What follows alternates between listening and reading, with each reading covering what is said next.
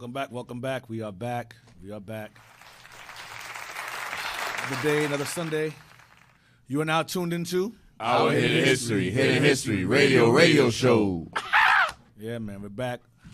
We are going to deal with the big three, Ishmael, primarily Ishmael. We are going to touch on Edom and Moab, but that's going to be like later on down the line, and how they had a direct involvement in our enslavement.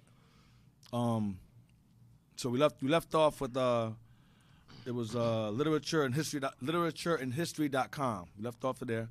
We're gonna go to Wikipedia now. I want to go to Wikipedia, the Nabataeans. I mentioned how Nabataeans, Ishmael had 12 sons. He had Kedar, the eldest, and he had Nabataeans. Nabataeans or Yath is the progenitor of the Nabataeans. All right.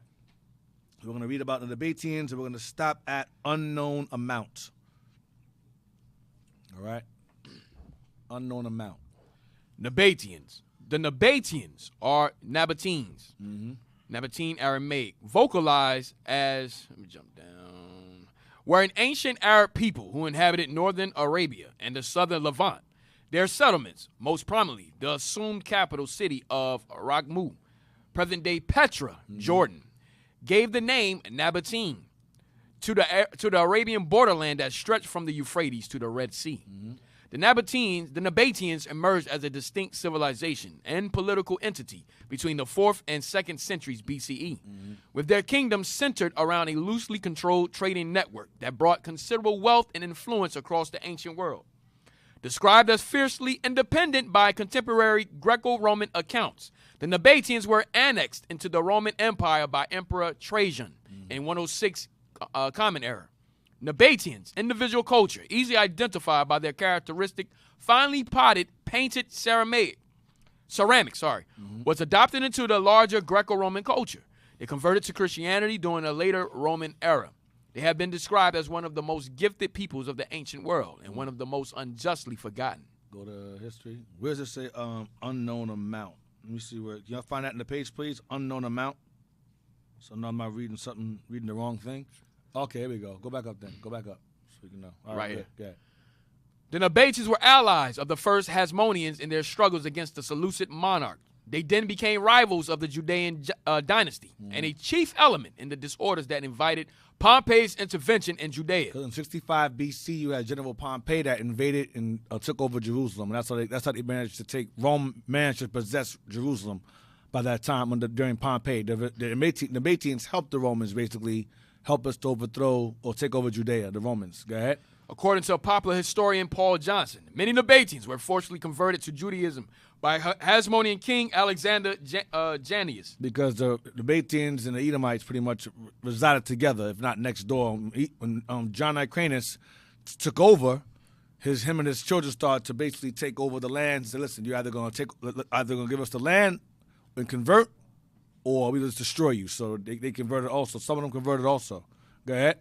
It was this king who, after putting down a local rebellion, invaded and occupied the Nabataean towns of Moab and Gilead and imposed a tribute of an unknown amount. So you see, it says that it was this king, Alexander Jannaeus, of the Hasmonean family, who, after putting down a local rebellion, invaded and occupied the Nabataean towns of Moab and Gilead. So Ishmael, Moab, and Edomites were all neighbors, and they had cohabitations among themselves. All right? That's all I want. Now, get me 2 Maccabees chapter 5, verse 6. So it's still the big three. You mentioned Moab there, Ishmael and Moab. And the Nabataeans resided in Petra, which is the land of Edom. But Edom was there first. Right. Then Ishmael came in living in there afterwards. Because they try to say, those big rock castles you see that resemble the White House, the Nabataeans built those. Right. No. Edom built those. And the Nabataeans came up in there and took over most of it because when Babylon came up and he conquered the nations, he displaced some nations, and so the Nabataeans moved right up in there around that time. They moved up in there. Okay? And they pretty much co-inhabited that land. Right, this thing right here, the Nabataeans built this. There's no way. Edom built this. All right? They even have a thing called the Eagle of Petra. You can find that real fast. It's called the Eagle of Petra, and that's from Edom. Edom put that there. And Deacon, you see the resemblance today of how Esau build their buildings today. Yeah, you see the same resemblance. Yeah, the U.S. In Washington D.C., New York, here in Philly, they have the same architecture. It's the same thing. It's a caveman. Yeah, a caveman. No damn Arabs putting that there. It's Edom. That's the eagle right here. You see the picture. The Eagle of Petra right here. That's their symbol. Look familiar to you? Looks very familiar to me. Wow. Got the dollar bill, right? That's the Eagle of Petra. Going back to the Romans, going back to them being the Greeks. The same symbol. Oh, man. Obadiah. Get that real fast, Obadiah, real quick. Bring that out. Let's just get it real quick, Obadiah. I'm sidebarring for a moment. I'm trying to stay on Ishmael, but Edom makes me sick. But I got to get on Ishmael real quick. Obadiah. I don't want to kill my time, but I have to. I have to just bring it out real quick. Because that lie is being perpetuated. Oh, yeah, Edom, the Nabataeans built that. No, they did not. Edom built that, and the Nabataeans moved in and became the new renters. That's all. Read that. Obadiah, chapter 1 and verse 1. The vision of Obadiah, thus saith the Lord God, concerning Edom. Mm-hmm. We have heard a rumor from the Lord, and an ambassador is sent among the heathen. Arise ye, and let us rise up against her in battle. This is referring to the last days. Go ahead. Behold, I have made thee small among the heathen. Because not only is Edom a minority, he's not the majority that they lie to us and say. He's a minority, and he is surrounded by dark nations that outnumber him. And he's despised, especially over there in Israel. He is despised. Go ahead. And here in America. Go ahead. Thou art greatly despised. Exactly. Read on. The pride of thine heart hath deceived thee. But the pride of his heart has deceived him. Go ahead. Thou that dwellest in the cliffs of the rock. Clefts. Dwells in the clefts of the rock. Goes back to that thing right there. Petra, Edom, Idumea. Okay, go ahead. Whose habitation is high. Well, there's a mountain. It's a mountain range. It's right there. Go ahead. See our mountains. Go ahead. That saith in his heart, who shall bring me down to the ground? To make that statement would mean you have to gain a significant amount of power to make a statement that way, which is going into the last days. Read on. Well, the Greeks and Romans. Go ahead. Though thou exalt thyself as the eagle. Show that picture again. Do I do what? Though thou exalt thyself as the eagle. Though thou exalt thyself as the eagle. The eagle. The eagle. Go ahead. Though thou exalt thyself as the eagle. That's always been their symbol. Spain, eagle. Portugal, eagle. Britain, eagle. Spain, eagle. Greece, eagle. Rome, eagle. Always the eagle, always. And what's funny is God will make them do it. They'll read it and say, I'm not going to do that. And they'll still do it because God said so. Damn, it's in their spirit. You could have used the dove. We'll use the dove instead of the eagle so that we'll throw people off. No, the Most High said, nah, you're going to use the eagle. Everybody going to know who you are. Hey, Deke, also here for the emblem for the United States, they were talking about using the turkey.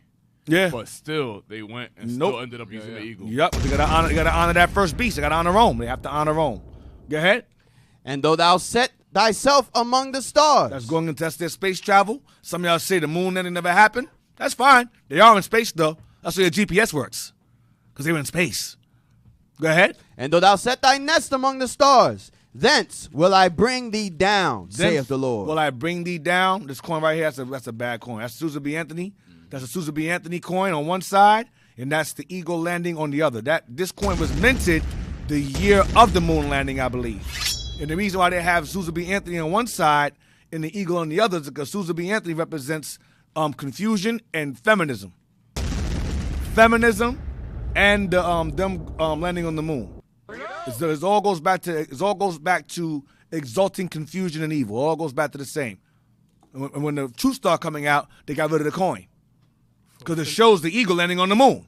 They said, okay, give rid of that coin because these niggas is teaching in the street about that moon and get rid of that. Because they said it resembled the quarter too much. Okay. Why make it then? Right. So let's go back. Back to Ishmael again, back to the Arabs. Those of you who are listening right now, who may have come across this show, someone may have recommended it to you, and you're a Muslim. If you're upset after this show, you are a Near Eastern house nigga. I'm gonna just tell you straight to your face. You're a coon for the Arab man. So understand this lesson is not attacking black Muslims. It's attacking the man behind the religion itself and the people behind the religion itself that the Bible speaks against over and over again. Okay, I'm going to show you why I have a heavy disdain for Islam. Because I touched on Christianity years ago. Yep. So they had their turn. Now it's time for Islam. Islam has to have its turn because those are the two biggest religions, the largest religions on the planet. And I have to address both. So now we're dealing with Ishmael now, the big three. Christianity was one, Edom. Ishmael's number two. I got to deal with it in that order. Then Moab eventually, but Moab is not really, Hinduism, Buddhism, it's not really, They're insignificant. Yeah, it's not really a problem. I don't care about that. So.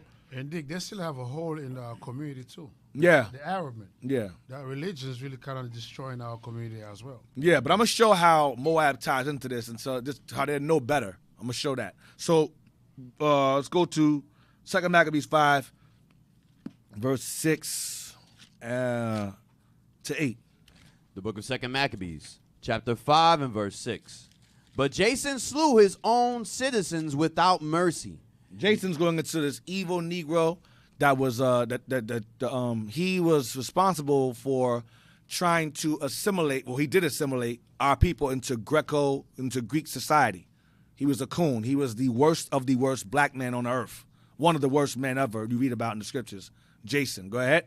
Not considering that to get the day of them of his own nation would be a most unhappy day for him. But thinking they had been his enemies and not his countrymen, whom he conquered. So Jason hated his own kind. He thought of them as his enemies rather than his own people. Like a lot of you black people today, a lot of you celebrities today, you despise your people. You speak down to your people. A lot of y'all, especially a lot of the black folks that are, because Jason gained status under the king of the Greeks. Whenever black folks gain status, and we talk about things like slavery or our oppression, you got black folks saying, "Oh, that's racial idolatry." You niggas, you Negroes are the worst. I'm trying to say nigga as much as I want to because it makes me feel good when I say it. I think the word Negro and Nigger does not come off as powerful as nigga. I like to say nigga more than anything else. Makes my teeth white when I say it. But you Negroes that gain status in society, you talk down on us and we mention about slavery and so forth as if slavery was 1,000 years ago. You do understand that we gained civil rights like 60 years ago, right? Mm-hmm. You understand that. You understand that sharecropping ended in 1960. It went on for years under 4 presidents covertly. Sharecropping ended in 1960, 100 years after our enslavement ended. And in Saudi Arabia, it ended in 1964 or 2, and in Mauritania, it ended in 1980. And in Brazil, it ended in 1888. This is not like hundreds of years ago, 1,000 years, a million years. We're talking about less, an old person ago. An old person grow old, it's not that long ago. 60 years ago, as we got right, 70 years, 60 years ago. I'm guesstimating. But around 60, 70 years ago, we were not considered human beings. Right. At all. And then before that, we was getting hung. And we're still being killed today and hung. Women, our sisters going missing, getting chopped up, getting thrown in the river, being hung from trees. They have sundown towns even to this day. You can't drive. You got to drive them things real quick. But, they say you're playing victim. No, we are descendants of victims. Right. And that victimhood, that trauma, that thing seeped into our genetics. It's been proven that the slavery of our forefathers was so severe that it altered our DNA. That's how bad it was. And you stupid rich niggas out here talking your mess. Victimhood, because you making 6 figures? You wait till this place starts falling apart. We're going to see where your victimhood talk is then. Get on. Verse 7. Howbeit, for all this, he obtained not the principality, but at the last received shame for the reward of his treason. For the reward of his treason against his people, because Jason was not a patriot. Our forefathers are patriots to their own people. Right. This guy committed treason against his own kind. Go ahead, like y'all be doing. Go ahead. And fled again into the country of the Ammonites. So he ran to the ancient Japanese at the time. Read on. In the end, therefore, he had an unhappy return, being accused before Aretas, the king of the Arabians. This Aretas is Aretas the First. He was the king of the Arabians or the Nabataeans. He was a Nabataean king.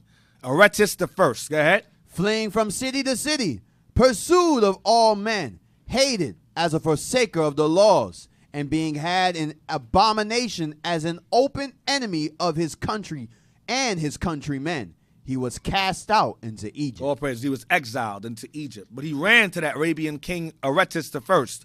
He ran to him first.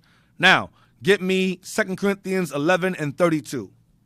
2 Corinthians 11:32. Now, last week I read about Herod. I believe it was Antipater or Herod or Antipater. Oh, Antipater. Antipater married a woman named Cypros, and she was the cousin of Aretas III. Okay, Herod, I believe Antipater, who was the father of the Herodian Dynasty, married a Nabataean woman named Cypros, and she was the cousin of Aretas III. 2 Corinthians 11, verse 32. 2 Corinthians chapter 11 and verse 32. In Damascus, the governor under Aretas. The governor under who? Aretas. Under Aretas. This is Aretas the Fourth. This is King Aretas of the Arabians the Fourth. Go ahead. The king kept the city of the Damascenes with the garrison. Damascenes. Damascenes. That's Syria. Go ahead. With a garrison, desirous to apprehend me. This dude had put out an APB for Paul. He had the place surrounded, and Paul still escaped. The Lord had him escape anyway. But King Aretas, this is King Aretas the Fourth of the Arabians. So Maccabees mentions the first. Antipater, the father of the Herodians, was cousin or married into the family of the third one. Jason ran to the first one for help. And then the one of the fourth, he tried to have Paul taken out. I think the fourth is Philopatris. I don't know this. Yeah, No. the fourth. Yeah. Okay, well, but basically, Philopatris. okay, so this is Aretas what? The fourth, Philopatris. Philopatris. Okay, so he's the fourth. All right, you see, Antipater. Thank you. Antipater married Cypros, a Nabataean noble woman. Go down. It said his name. Go down. Right there. Read. It says. Read it right there. Antipater married Cypros, a Nabataean noble woman, Well, come on. which helped endear the Nabataeans to him. Uh-huh. Their marriage helped bring about a close friendship between him and King Aretas, That's the third. Go ahead. called by Josephus Aretas the Arabian, Go ahead. to whom Cypros was related. Cousins. So the Edomites and Israelites intermarried. And this intermarriage led into what you call today Ottoman Turks. Turkish people. Turks. Turks are Edom and Arabs mingled together. If you look at that picture, get some images of them. I'm going to show you how they look. Some of them are dark with blue eyes, gray eyes, black eyes. They get that Israelite tan, but Edomite features. These are the guys that under Islam took over Egypt. They took over Libya. Those are Turks. When Kevin Hart said that Egypt was Africa, they got mad at him. Why? Because these are Edomite. I call them Edom Arabs. These are Edom Arabs mingled together.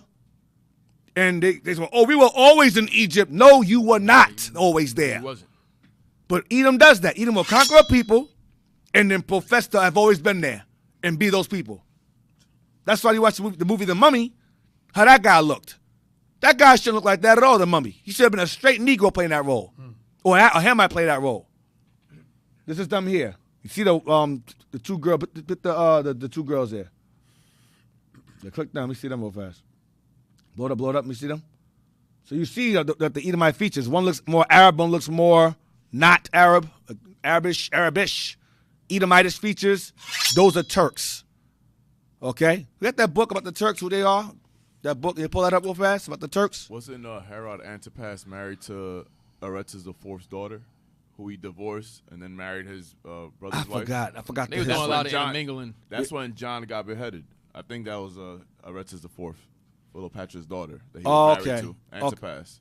Oh, Herod Antipas. Yes. He was married to Aretas the Fourth's daughter. The Fourth's daughter, yes. Herod Antipas is married to Aretas the Fourth's daughter, and he got rid of her to marry Herodias.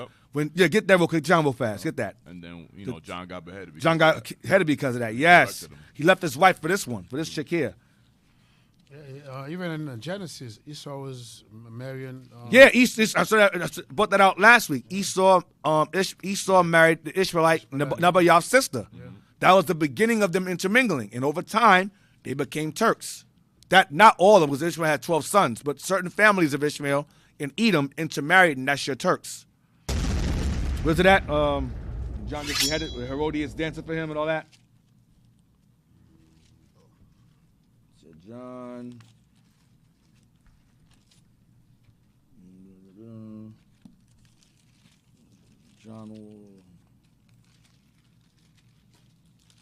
Hold on. Was it Matthew? Go to Mark chapter 6. Mark chapter 6, verse 17. Start at 14. Mark 6:14. It's in Matthew too, right? I think. It's in, yes, sir. Right. I mean, depend on. It don't matter. It don't matter which way you're reading from. It's just, as long as you read it. Matthew 14. Matthew 14. Yeah, I knew it was there. I was close to there. The book of Mark, chapter 6 and verse 14. And King Herod heard of him, for his name was spread abroad. And he said that John the Baptist was risen from the dead, and therefore mighty works do shew forth to themselves in him. Others said that it is Elias. No, if John is dead, it's not what I want. Get Matthew 14. Yeah. He's dead already. Matthew 14. No, you keep reading. Oh, it's more? Okay. Keep reading. Verse 15. Others said that it is Elias, and others said. Jump to the point. Get to verse 16. Verse 16. But when Herod heard thereof, he said, it is John, whom I beheaded. He is risen from the dead. Right, go ahead. For Herod himself had sent forth and laid hold upon John, and bound him in prison, for Herodias' sake, his brother Philip's wife. Right, because he was originally married to Aretas IV's daughter, but he wanted his brother's wife. And John checked him for it, and Herodias got mad and had him beheaded. So their families always had ties together. They had ties. And a lot of, believe it or not, I guarantee you, behind closed doors, a lot of those elite Arabs that got money and the elite Israelis that got money, they talking. That's why they're not making no moves. Because they traitors to their own people, so that money. But a lot of those people over there, and those Turkish people over there in Egypt and so forth, those are Edom Arabs. Now, which order it is, Arab Edom or Edom Arab, it don't make a difference. They all mingle together. When it comes to the Turks, it's either one or the other. Look at this. Those supposed to be Turks. Look like Kelly and Amber right there. Kelly and Amber. The Olsen twins. Yeah, the Olsen, the Arabic Olsen twins. The Olsen twins. Yeah, the Olsen twins. You got that book? Or no? With the Turks or no? Oh, yeah, can't you have that with the Turks teaming? You're talking about with teaming? The Turks, that book you pulled before. With the Turks being teaming? Oh, yeah, I'll bring it up. Yeah, but so I'll talk in the meantime. So basically, we're going to show y'all in a book basically that the Turks are Edom pretty much, but they mingled with Ishmael. All right, we're going to show y'all that now. Which child of Ishmael they intermarried with, I don't know. Could be Nabataeans as well. Hey, Deke, in verse 14 and 15, when Herod was saying it's Christ or it's Elias, that shows you that Edom understands the prophecy of certain prophets coming back to do something. Yeah, because they had to read our book. Yeah. Which means, guess what? They read Obadiah. Right. They read Malachi. They read Isaiah 34. They read Isaiah 63. They read their demise. Yeah. Hey, remember the one book? They said Edom. The book of Obadiah is the favorite study. Yeah, of the modern Jews. Of the modern Jews. Yeah, in the Watson Dictionary. Why are they looking at that? Mm-hmm. Because they know that's their fate. They read it over and over again. Because that was Herod's study. Mm-hmm. That's why. Mm-hmm. That was Herod's study. So, where we at? We can read down if you want. You can just read down a little bit more. Yes. Yeah. Verse 17.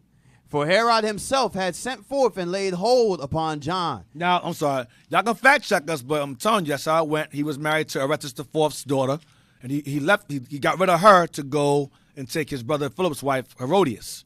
But go ahead. And bound him in prison for Herodias' sake, his brother Philip's wife, for he had married her. For John had said unto Herod, It is not lawful for thee to have thy brother's wife. That's adultery. You shouldn't do that. Go ahead. Therefore, Herodias had a quarrel against him She had beef with John because she basically said he was C-blocking. Go ahead. and would have killed him, but she could not. But she couldn't. So she said, okay, well, I'll dance for you, but give me one request. And he was like, what? Give me his head in a platter. So he had to oblige her. Demon, man. They the worst. The worst. Herodias was a Edomite woman. So the same hatred the men have, the women have it too. Okay? The women have it too. There's nothing changed. It's the same. In fact, it's brought out that a lot of the chains that brought us over here in ships, the women made them chains. The white women made those chains. Damn! Yeah, and them hoods that they wore, the white women sold them hoods. Django showed that. Oh, I can't see, Mortimer. The hole's too small. Nah, man, you make your own damn hoodie then, since you don't like the hoodie my wife made for y'all ungrateful sons of bitches. I was in Django, man. I ripped it. Oh, man, I done ripped it, Mortimer. God damn it. Biff, told you. These guys are the worst, man. That name, Mortimer, why? I can't get Biff and Mortimer. That name is new now. I use that now. If it was Biff, now I'm stuck on Mortimer now. Yeah, Something's going to come. That fits a little better. Yeah, Mortimer, right? Mortimer. Gilligan. Damn it, Gilligan. I told you. These names, man. It's hillbilly names. Yeah, it's hillbilly names, man. Mortimer. Huh? There's one more name I'm trying to think of. It's on my tongue. I can't think of it right now. It's in my head. I got to figure it out. I'm going to say it when it comes to my mind. I'm going to say it. Pee Wee Herman? Billy Bob. Not Billy. Yeah, Billy Bob. Damn. Pee Wee Herman? Not Pee Wee Herman. No. That one. That's a TV name. Another one. Yeah, we talking about these hillbilly. Hill names.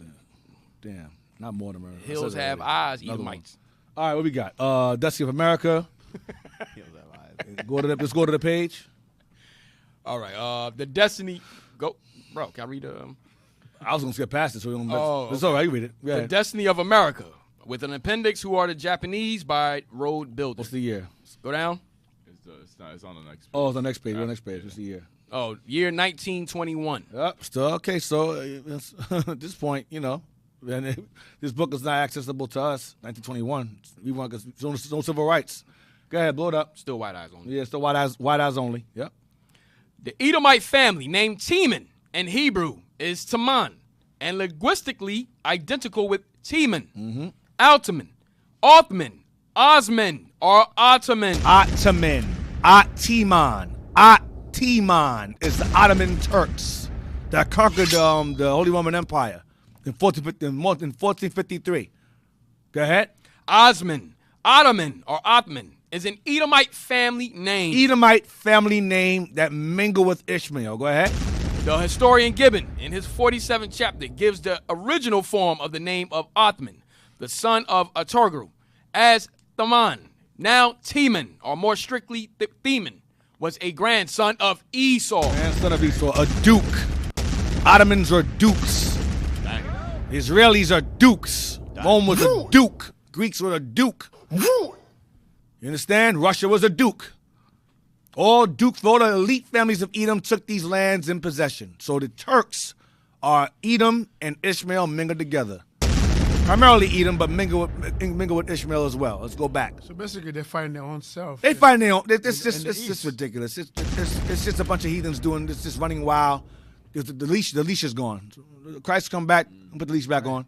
They run. You know how dogs get when they run loose. You got, get the big stick and, Anyway, where we at?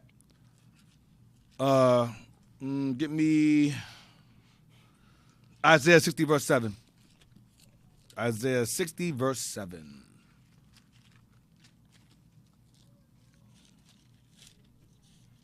The book of Isaiah, chapter 60 and verse 7. All the flocks of Kedar shall be gathered together unto thee. All the flocks of Kedar. This is the time when we'll be ruling. The time we'll be ruling. Read again. All the flocks of Kedar shall be gathered together unto thee. All the flocks of Kedar shall be gathered unto thee. Together unto thee. Go ahead. The rams of Nabaioth shall minister unto thee.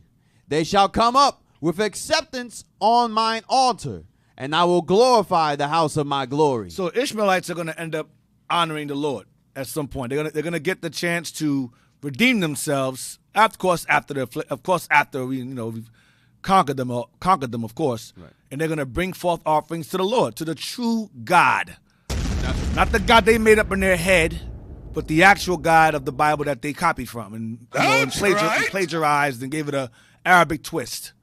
That's their fate. Kedar and Nabataeans and all the rest of them. Now, get me Zechariah 12:7.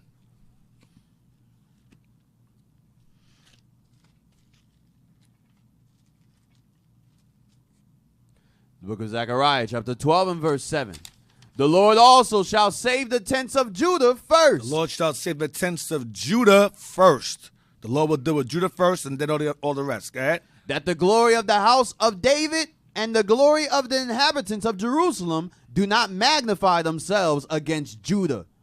In that day shall the Lord defend the inhabitants of Jerusalem, and he that is feeble among them at that day shall be as David. David was a god, basically a supernatural being on earth. A prophet, a king, a warrior. Go ahead. Mighty. Go ahead. And the house of David shall be as The God, house of David shall be as God. Angels on the earth. Go ahead. as the angel of the Lord before them. Christ. They're going to be as the Lord himself. That's you're going to have Isaiah 60 verse 7 take place. They're going to bring upon the altar or face supernatural Negroes that they enslaved. That's what's going to happen. Now. Hey, Dick, don't forget Levi is part of the Judah family. Judah. Benjamin Levi. Yes, sir. Let's just read past I'm that. sorry if it's a just. That's okay. It's okay. Let's just ignore. That we all come from the waters. No. Yo, what's happening? You gotta get a black highlight. You gotta get a black highlight over that. Judah, Benjamin Levi. You Really. gotta put a black highlight over that verse. The Jews. Yeah, A black highlighter. Y'all be all right. Simeon, y'all be all right. Yeah. Oh Yeah, snap. we lived in Judah's land. We're surrounded by Judah. Yeah. Same mama. Yep. Song of Solomon 1 and 1. I can never find it. Not the Proverbs. Ecclesiastes. No, Yes, sir. no, Song of Solomon, yeah. Yes, sir. Song of Solomon, chapter 1 and verse 1. The Song of Songs, which is Solomon's. Which is Solomon's song. Solomon wrote the Song of Solomon. Not a woman, a black woman. Solomon wrote songs. Read verse 1 again. The Song of Songs, which is Solomon's. Y'all do understand that Solomon's wives were all morons, right? He said it himself in Ecclesiastes that among 1,000 women, he found none wise. Right. So none of them wrote these songs. They wrote nothing. That's a cut. Oh, women, black women. No. He wrote the songs about the relationship between God and his people. It's a parable regarding the relationship between Christ and his people, Israel. Christ being the groom, Israel being the bride. It's a love story between the two in prophecy. Now, jump to verse 5. Verse 5. I am black. Solomon said, I am black. Put the image up again. Like that image. Put it up again. That was nice. Solomon said what? I am black. This isn't an actual book. This is Solomon. It says, I am black. He's depicted as a black man with a crown. In the scroll. Go ahead. But comely. But beautiful. Meaning and, because but means and beautiful. Black and beautiful. Go ahead. O ye daughters of Jerusalem. Oh, ye daughters of Jerusalem. Go ahead. As the tents of Kedar. He said, I am black as the tents of Kedar. Go ahead. As the curtains of Solomon. Give me an image of tents of Kedar. Give me the image. Just type in tents of Kedar image. Let's see what color the tents are. Let's see if they're white colors or red or pink. Hey, y'all don't have the other images that Bishop put up yesterday of King Solomon? Yeah, I want that too. I got that. Those are tents of Kedar. Now, we have brothers in our congregation that reside in Qatar, modern-day Qatar, which goes back to the name Kedar. I'll say it again. The modern-day area today known as Qatar, Qatar, is Kedar, in reference to that sun. And our brothers today who live there, our congregation who live out there, they said that the curse of Solomon are black curtains, extremely black, dark curtains. Dang. And what does Kedar mean? Black. It means black or dark skin. That's exactly what the word means. So there's a tent right here, a tent of Kedar right here. Is there any more? Other than that one? If that's all they got, that's fine. Yep, right there. For some more. Look at that. Black curtains, black with some white design on the side. He wasn't a zebra, so obviously it's referring to the black part. All right, that's the tents of Kedar. Black. He is black. I am black as the tents of Kedar. He was Christ. So Solomon was extremely dark. Okay, you know why? And you know why he was dark? Because his daddy was dark too, David, and his mama. Burnt in the furnace. Burnt in the furnace, exactly. So now, give me the Isaiah 21, verse 11. Isaiah 21, verse 11. Book of Isaiah, chapter 21 and verse 11. Yeah. The burden of Dumah, he calleth to me out of Seir. Dumah is going into Ishmael, I believe. Dumah, Yep. go ahead. Watchman, what of the night? Watchman, what of the night? You 11 again from the top. The burden of Dumah, Ishmael. he calleth to me out of Seir. Edom, go ahead. Watchman, what of the night? Watchman, what of the night? The watchman said, the morning cometh, and also the night. If ye will inquire ye, return, come. The burden upon Arabia, Arabia, Dumah, go ahead. in the forest of in Arabia shall ye lodge. O ye traveling companies of Dadamim. That's Ishmael too. The inhabitants of the land of Timah Ishmael too. brought water to him that was thirsty. They prevented with their bread him that fled. So it's going into the prophecy against Ishmael. Ishmael's prophesied against multiple times and multiple families of Ishmael. That's why I said earlier, Edom intermingled with these families. So that's why I said I don't know all of the families he intermingled with, but he did mingle with them. Nabataeans is one of them. All right? Now, get me the Jews and Moors in Spain. This book is pretty common, so I don't mind sharing the name of it. Every book I'm not going to share because Bishop shows books. The books end up out of print or $1 billion the next day. So we're not doing that too often. Like remember when we first did the show, we would show a page and that's it. Right. And the bishop was like, "This is the author's address," and I'm like, "Bishop, stop! No, this is his address, his name. This is the file you could get it at, so you could buy it from." I'm like, "Oh, Bishop, you're killing us, man." Anyway, Bishop, he didn't care. The Jews and Moors in Spain by Rabbi Krauskopf. You want page 25. Really good book. It was published in, let me look at it. It's pretty old. Published in 1887, 85, 1880s. We were slaves. No, we weren't slaves, but it was old. White eyes only. Well, we were slaves in Brazil. I mean, South America we were slaves, but you had to. We were still on the plantation. We were still on plantation, and we still sharecropping. Yep. So, yeah, same thing. For the same slave master. Yep. So, page 20, I said 25? Yes, sir. Yeah, 25. Read the highlighted parts. The extreme northern part of Africa brought their armies to a sudden halt. Here, they encountered two strong foes. First, the people called Berbers. The noble, a tall, noble-looking race of men, active, high-spirited, and indomitable. So, these are Berbers. You're talking about. Go ahead. They had the same patriarchal habits. They had the same patriarchal habits. Go ahead. The same Shemitic features. The same Shemitic features.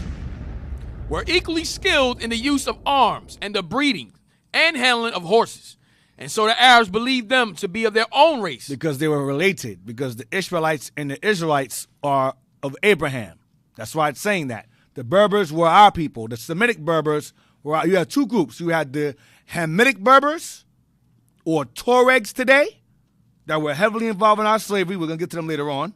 And you had the Semitic Berbers, Hamitic Berbers, and Semitic Berbers. Like the sister Queen Kahena. She was of the Levitical line. She was a Semitic Berber. Okay? Read on. The northern coast of Africa has been called by the Romans, from the dark complexion of its people, Mauritania, Mauritania, or now Morocco. Same area. Go ahead.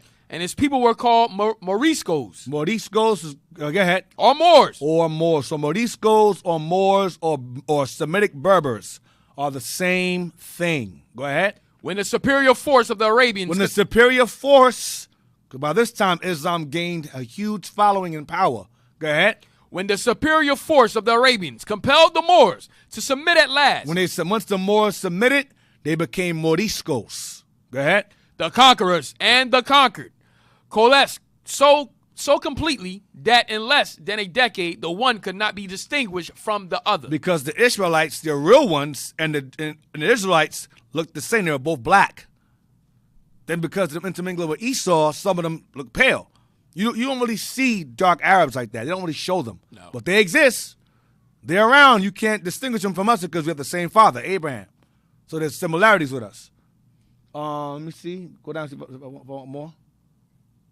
You read that. I might want some more. The second foe, however, who inhabited the northern extremity of... Go to the rock built by. The rock-built city of Quetta was garrisoned by Spanish soldiers, and its brave commander, Count Julian, defied the valiant Emir Musa ibn Nasir, the hero of two continents. It seemed as if Islamism had reached its limit, that it would never set its foot up. No. Let's go somewhere else. Let's take this to the Inquisition. I don't want to go there yet. I want to spoil the stuff. That's when we start conquering Spain, take over and start whipping Edom's behind all over the place for 700 years of enslaving and beating them all over the place. Yeah, we went over that anyway. We went over that already. Yeah, that's beating a dead horse. Give me a treatise of physical geography. I want that one. Bishop shows it all the time. The books he showed all the time, I'm just going. As a Shah Tuesday, I'll show those. But books he didn't show, I won't show. Just a page. A treatise on physical geography comprising hydrology, geonosy, Yeah. It was a year. geology, the whole eugenic tree. Yeah, exactly. What's the year? 1850. Slavery. We was in straight slavery. All right, go to page 297. Thus, the Jews are a people who have ever, according to the prophecy, dwelt alone, without intermixing with the nations, to this day. Now this separate race, all descended from brown ancestors. Brown, just like we read earlier about the Berbers being dark complexion, called Moriscos or called Berbers or Moors. And the Israelites refer to them as our as family because we both had Abraham. Remember, it said patriarchal habits.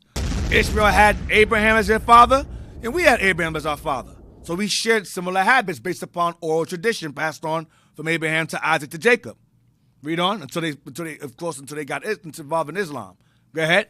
For Abraham, Isaac, and Jacob must have been as dark as Mar Yohanan. Like Solomon was. Go ahead. If not darker. If not darker. Go ahead. Exhibit every shade of color from the black Jews of Malabar, of whom we have such an interesting account by Dr. Claudius Buchanan. We exhibit every shade of color because every shade of color comes from us in the first place. We all different shades, even without mixing with white folks. We would be high yellow with brown, dark, jet black, blue black. That's without mixing. God is we can produce that. We can produce different colors and shades without the need of Edom. And a lot of these features that white folks have, black folks had them first. You'll see it, the straight nose, the thin lips. That's over in Ethiopia, a lot of them. And that's us, not unmixed. So those are European features. No, they're not. Those are Negro features. But Edom come out of Negroes, so that's why they call them European features. But Edom come out of us anyway. So a lot of the features that you think come from white folk, black folks had them first. They just got all the recessive features at once. Right, they got them all at once, exactly. So read on. To the rose and lily complexion of the Jewesses on the banks of the Elbe. That's the fake ones. Go ahead, the converts. Go ahead. We need go no further than the Jews of southern Spain. Than the Jews of what? Southern Spain. Than the Jews of southern Spain. Go ahead. And compare them with those of Holland and northern Germany. The same rose red ones. Go ahead. Rosy lily is the red ones, the Edomites. Go ahead. To perceive a very striking difference. Why? Because they're not the same. They're not the same. The Spanish Jews are dark. The German ones are white. Go ahead.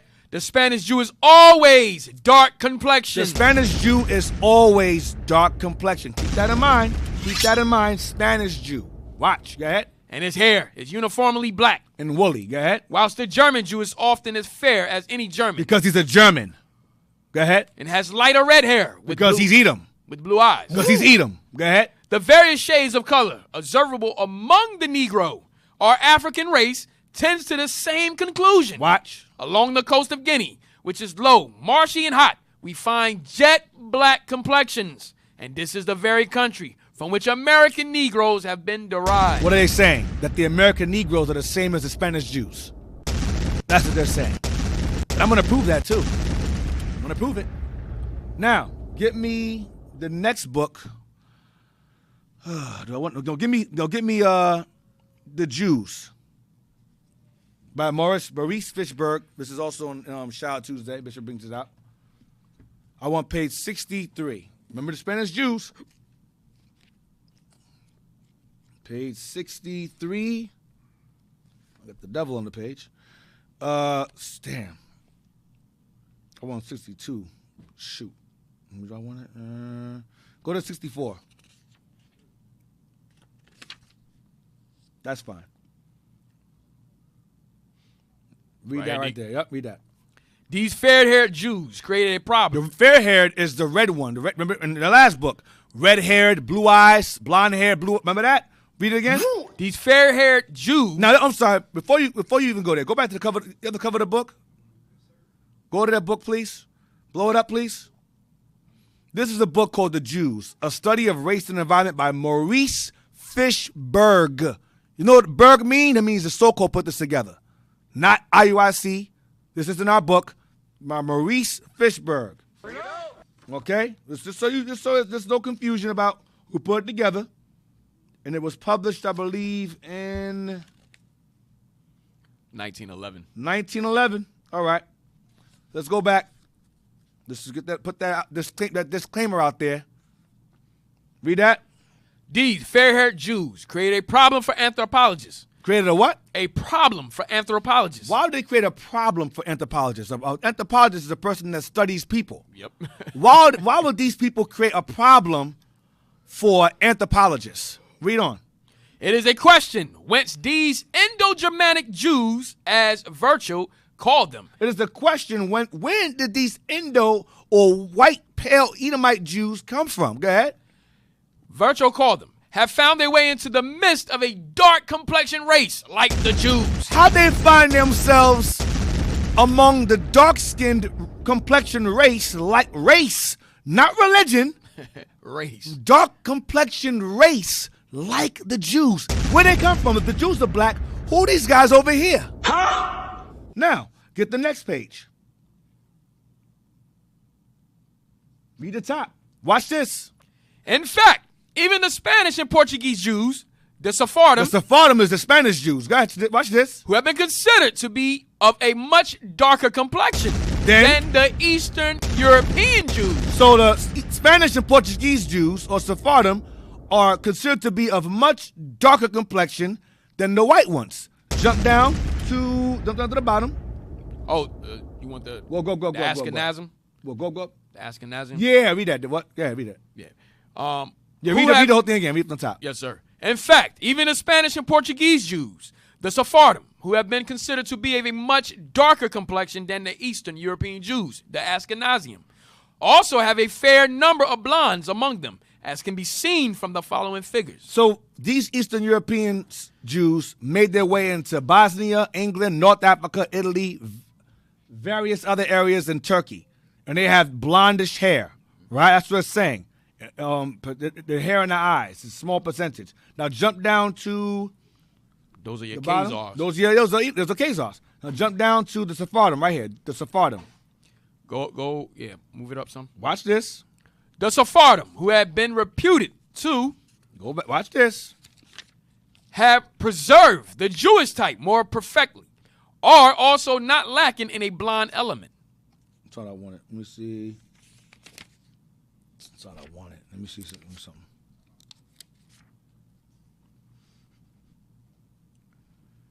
Hold on. This is So the so-called that put this book together, he was creating confusion. That's why yo, where did these other Jews come from? But remember, these are the Khazars, all right? Back around the 8th century, they the ones that came into Spain. We even have a book that showed that they even learned from us. They went to our schools and so forth. That's it. Read again. I misread it. Read it again. That's it. At the bottom? Yeah, Sephardim. Go to Sephardim again. The Sephardim. Remember, go above again. Go up, go up. It says the Sephardim are of a darker complexion than the Eastern, right? Now go down. So you talk about the Sephardim here, the black ones here. Read that. The Sephardim, who have been reputed to Have what? have preserved the Jewish type more perfectly. Stop. So the Spanish and Portuguese Jews preserved the Jewish type more perfectly, meaning they retained the features of the original Israelites. That's what he's saying. Go ahead. Are also not lacking in a blonde element. Because we intermarried with Edom. They're in Portugal and Spain. So they had black folks with blondish hair. But they maintained the black or dark features of the Israelites, the original Israelites. So that's why they said we're confused now, because if these guys were always black, who the hell are these guys over here? And the blonde element found among the black ones is rare, but it's there because they were in Spain and Portugal, intermarrying with Portuguese and Spanish women, white women. Now, get me Sails of Hope. I want page 174.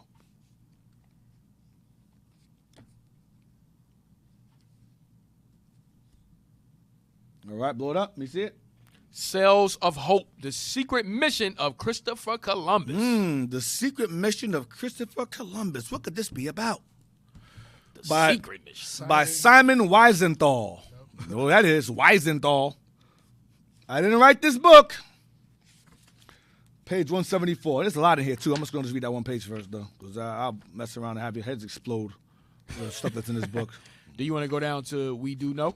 Let me look at it. Let me see where I want you to go. Just start from there. It's underlined. Start from... yeah, we do know it's fine.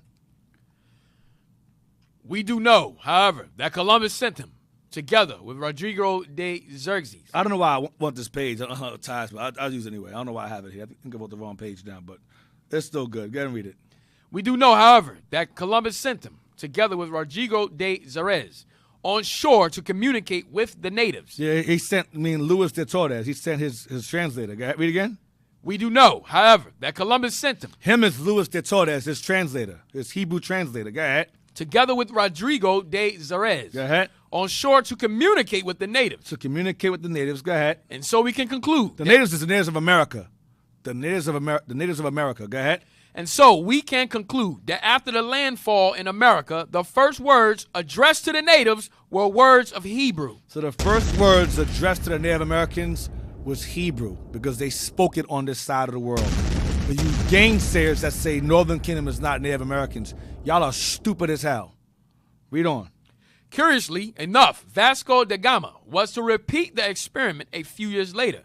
In 1497, while the expulsion of the Jews from Portugal was underway, da Gama took with him on his voyage to India around the Cape of Good Hope an interpreter of Hebrew. So he went around South Africa and found an interpreter of Hebrew. Go ahead. Vasco da Gama's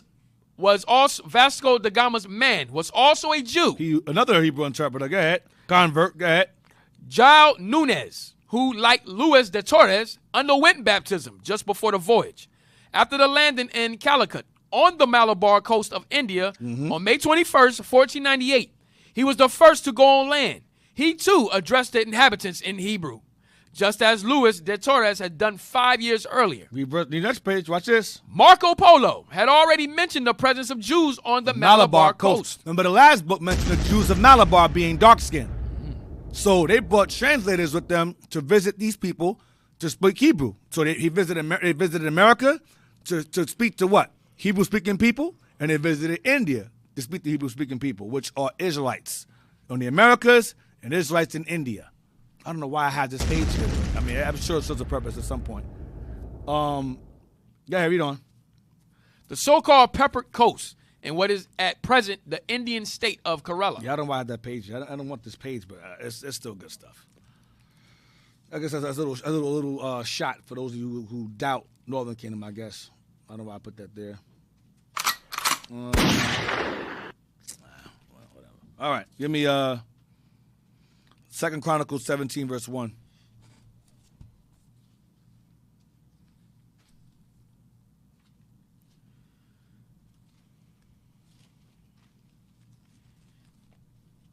I read the wrong page, but it's okay.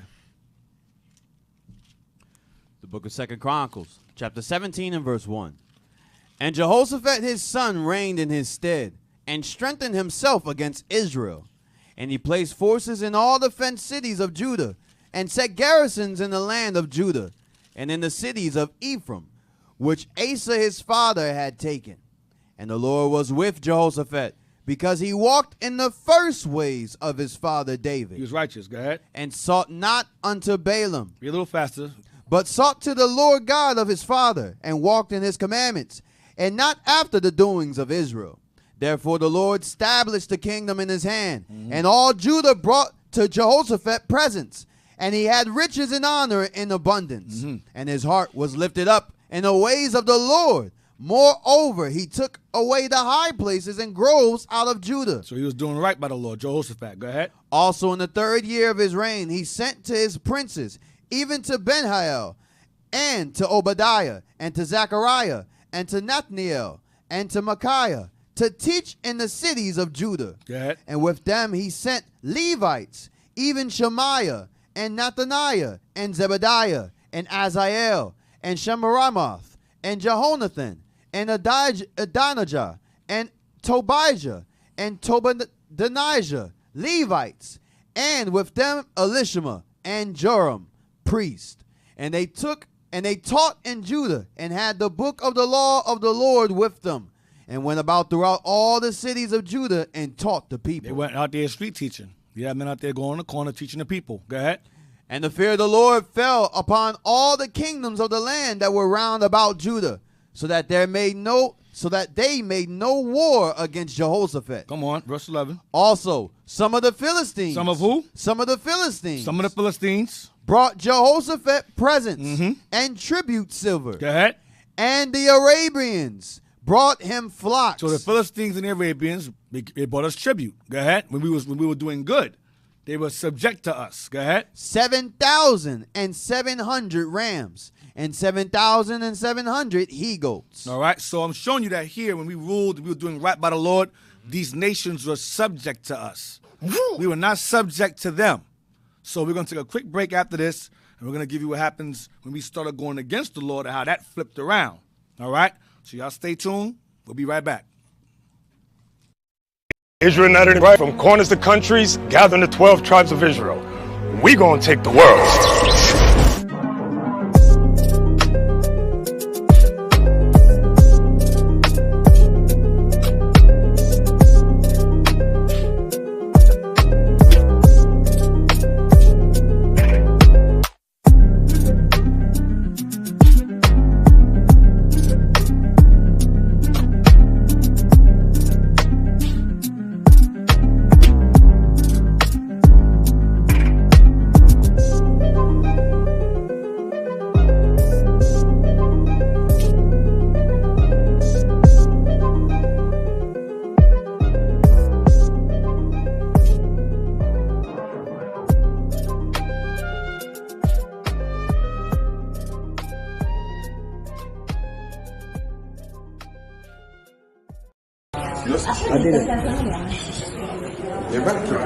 We're teaching about?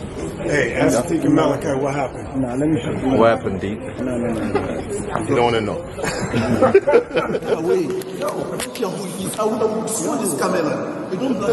You just said who you on the phone to? I'll let you do A black brother got mad and tried to attack Deacon Malachi. Yeah, we're leaving it though. We're leaving it. Inside this basilica. We're inside the basilica. Nothing but Edomites around. The only Israelite there, besides us, is a brother that's deceived by false images, Cedric Boisier. And he has a picture up there of Cedric Boisier. He's on the ground, so we go to take pictures of him. So Deacon Malachi goes up to him and says, "Hey, bro, you know Jesus ain't white, right?"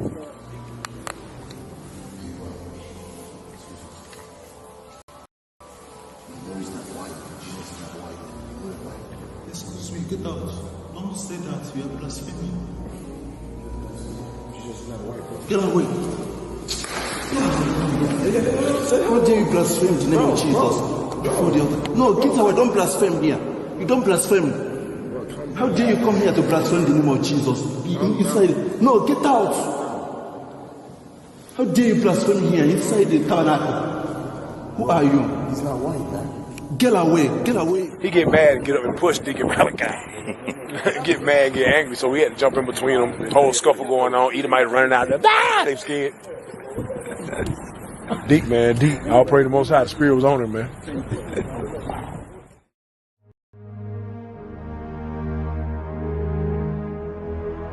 Israel united in Christ, from corners to countries, gathering the 12 tribes of Israel. We gonna take the world.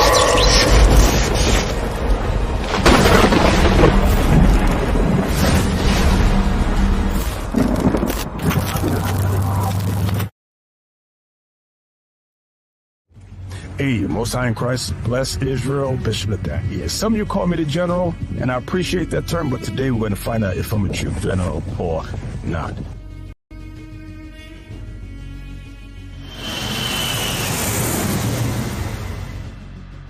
في متى 28 أمر المسيح بالتأديب اذهبوا إلى كل الأمم وعمدوهم باسم الآب والابن والروح القدس وعلمهم أن ينتبهوا بغض النظر عما أوصيك بفعله كما نعلم فإن 12 قبيلة من إسرائيل كما قال يعقوب 1:1 منتشرة في جميع أنحاء العالم جميع البلدان من تجارة الرقيق جنوب الصحراء الكبرى إلى تجارة الرقيق عبر المحيط الأطلسي. حسنا، سنتعامل مع ذلك. Das Evangelium wurde überall gepredigt, doch es gibt noch viel zu tun. Okay, hinzu. Korintherbrief Kapitel 10, rund um Vers 16. Ich glaube, Paulus hat gesagt, man solle das Evangelium in Regionen jenseits seiner selbst predigen und sich nicht mit der Arbeit anderer Männer rühmen. Wir wollen nicht damit prahlen, dass kein anderes Lager so hoch arbeitet, dass wir auf eine Mission berufen werden. Wir müssen diese Mission erfüllen. Ik heb je nodig, dapper en gedurft nodig, Diakenen, Kapiteins, Offizieren, Soldaten, op te staan en jezelf waardig te tonen voor deze waarheid. Oké, dus wat ik kan doen, ik kan je iets laten zien. Yoku kite, kono chizu o miseru. Kanada ni wa ikutsuka no gaku arimasu. Amerika no itaru tokoro ni mo aru. Takaki kami ni kanshashimasu. Tsugi wa Mekishiko ni hairu. No tenemos ninguna base todavía aquí. Entiende, no tenemos fundamento. Tenemos enseñanzas, pero ningún fundamento. El Altísimo nos acaba de permitir abrir una escuela aquí en Ecuador. Pero escucha, mira, no tenemos fundamento en estas áreas. Está bien, tenemos algunas enseñanzas, pero ningún fundamento. Sin fundamento, necesitamos llegar a toda Argentina y Chile. Tuna shule kadha katika bara la Afrika kutoa sifa zote kadriwa walio juu zaidi kadriwa hilo shule kadha tunazo hapa, lakini hiyo haitoshi. Tunahitaji shule nyingi zaidi za ukweli wa Injili inayofundishwa sawa. Tunahitaji kugonga maeneo haya Madagascar hata Zambia, Angola sawa. Ndio tunaanza msingi hapa Jamhuri ya Kidemokrasia ya Congo. D'accord, nous n'avons rien. Oh, nous aussi nous avons l'Europe. Pas encore de fondation en Espagne, une petite école France. L'Allemagne nous en faut plus. Il y a plus de travail à faire, plus de travail à faire. Eka, Arniya Bhagat कोणतीही मूलभूत शिकवण नाही. जेव्हा मी पाया म्हणतो, तेव्हा मला शाळा म्हणतात. मी एक माणूस एक संपूर्ण गेला याचा अर्थ असा नाही इकडे क्षेत्र आणि बाकी काहीतरी शिकवले. मी बोलत आहे की कोणताही पाया नाही, या प्रदेशात सुवार्ता शिकवली जात आहे. म्हणून आम्हाला आवश्यक आहे तेथे सत्य शिकवायचे. ठीक आहे. अगदी ऑस्ट्रेलिया. आमचे काही लोक इथे आहेत ऑस्ट्रेलियामध्ये. ठीक आहे. New Guinea, Indonesia, Sumatra, Vietnam. ठीक आहे. या प्रदेशामध्ये आहेत इस्रायली पाया नाही.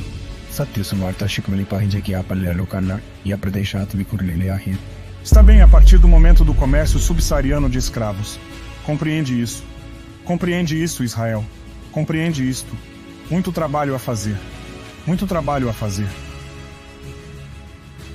Allora Israele, ho bisogno di alcuni volontari. Ho bisogno che alcuni di voi uomini potenti si alzino in piedi. Diaconi, capitani, ufficiali, soldati, alzatevi. Ho bisogno di volontari per questa missione. Shalom, brothers and sisters, Most High in Christ bless. We want to thank you all for following Isaiah 11 ministry.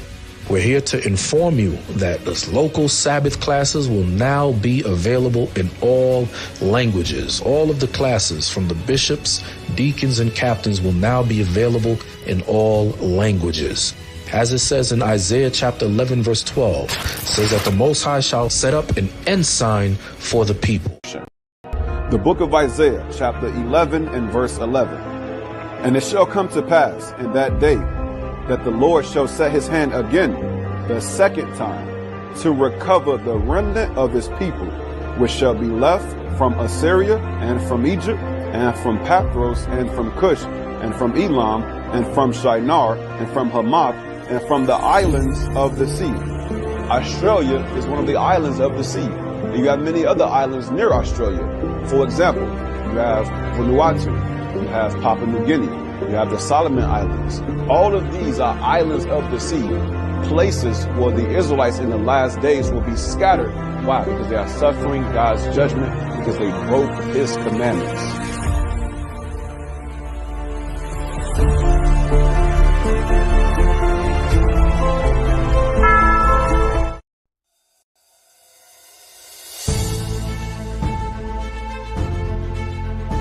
To the 12 tribes which are scattered abroad, greetings. So the same mission the disciples had is our mission today.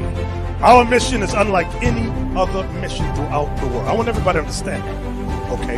There's no group on earth who has undertaken the true mission of the disciples of Christ to resurrect and gather the 12 tribes of Israel which have been scattered abroad. You may call it the diaspora today. The Bible uses other words, the scattered, okay? But it's the same thing. Our people who suffered during the time of colonialization, forced migration, sub-Saharan slave trade, transatlantic slave trade, and it seems like our people have been forgotten. But you are not forgotten. There will come a time when black people wake up and become intellectually independent enough to think for themselves, as other humans are intellectually independent enough to think for themselves. Then the black man will feel for other black people. And this new thinking and feeling will cause black people to stick together. And then at that point, you'll have a situation where when you attack one black man, you are attacking all black men.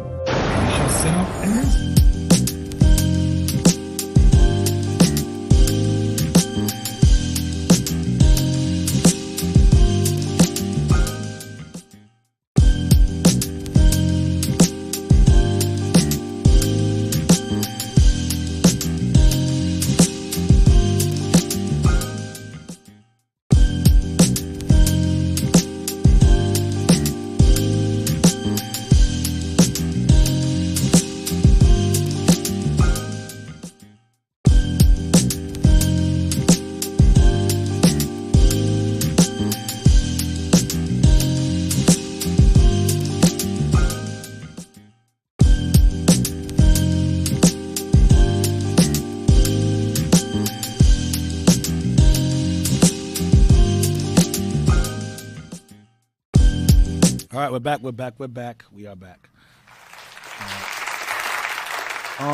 left off with Jehoshaphat doing right by the Lord, and because of him doing right by the Lord, he gained wealth, power, and had the Ishmaelites and the Philistines bring tribute to him. Let's go to so that's us doing well. Get 1 Chronicles 18 and verse 11 now. 1 Chronicles 18, verse 11.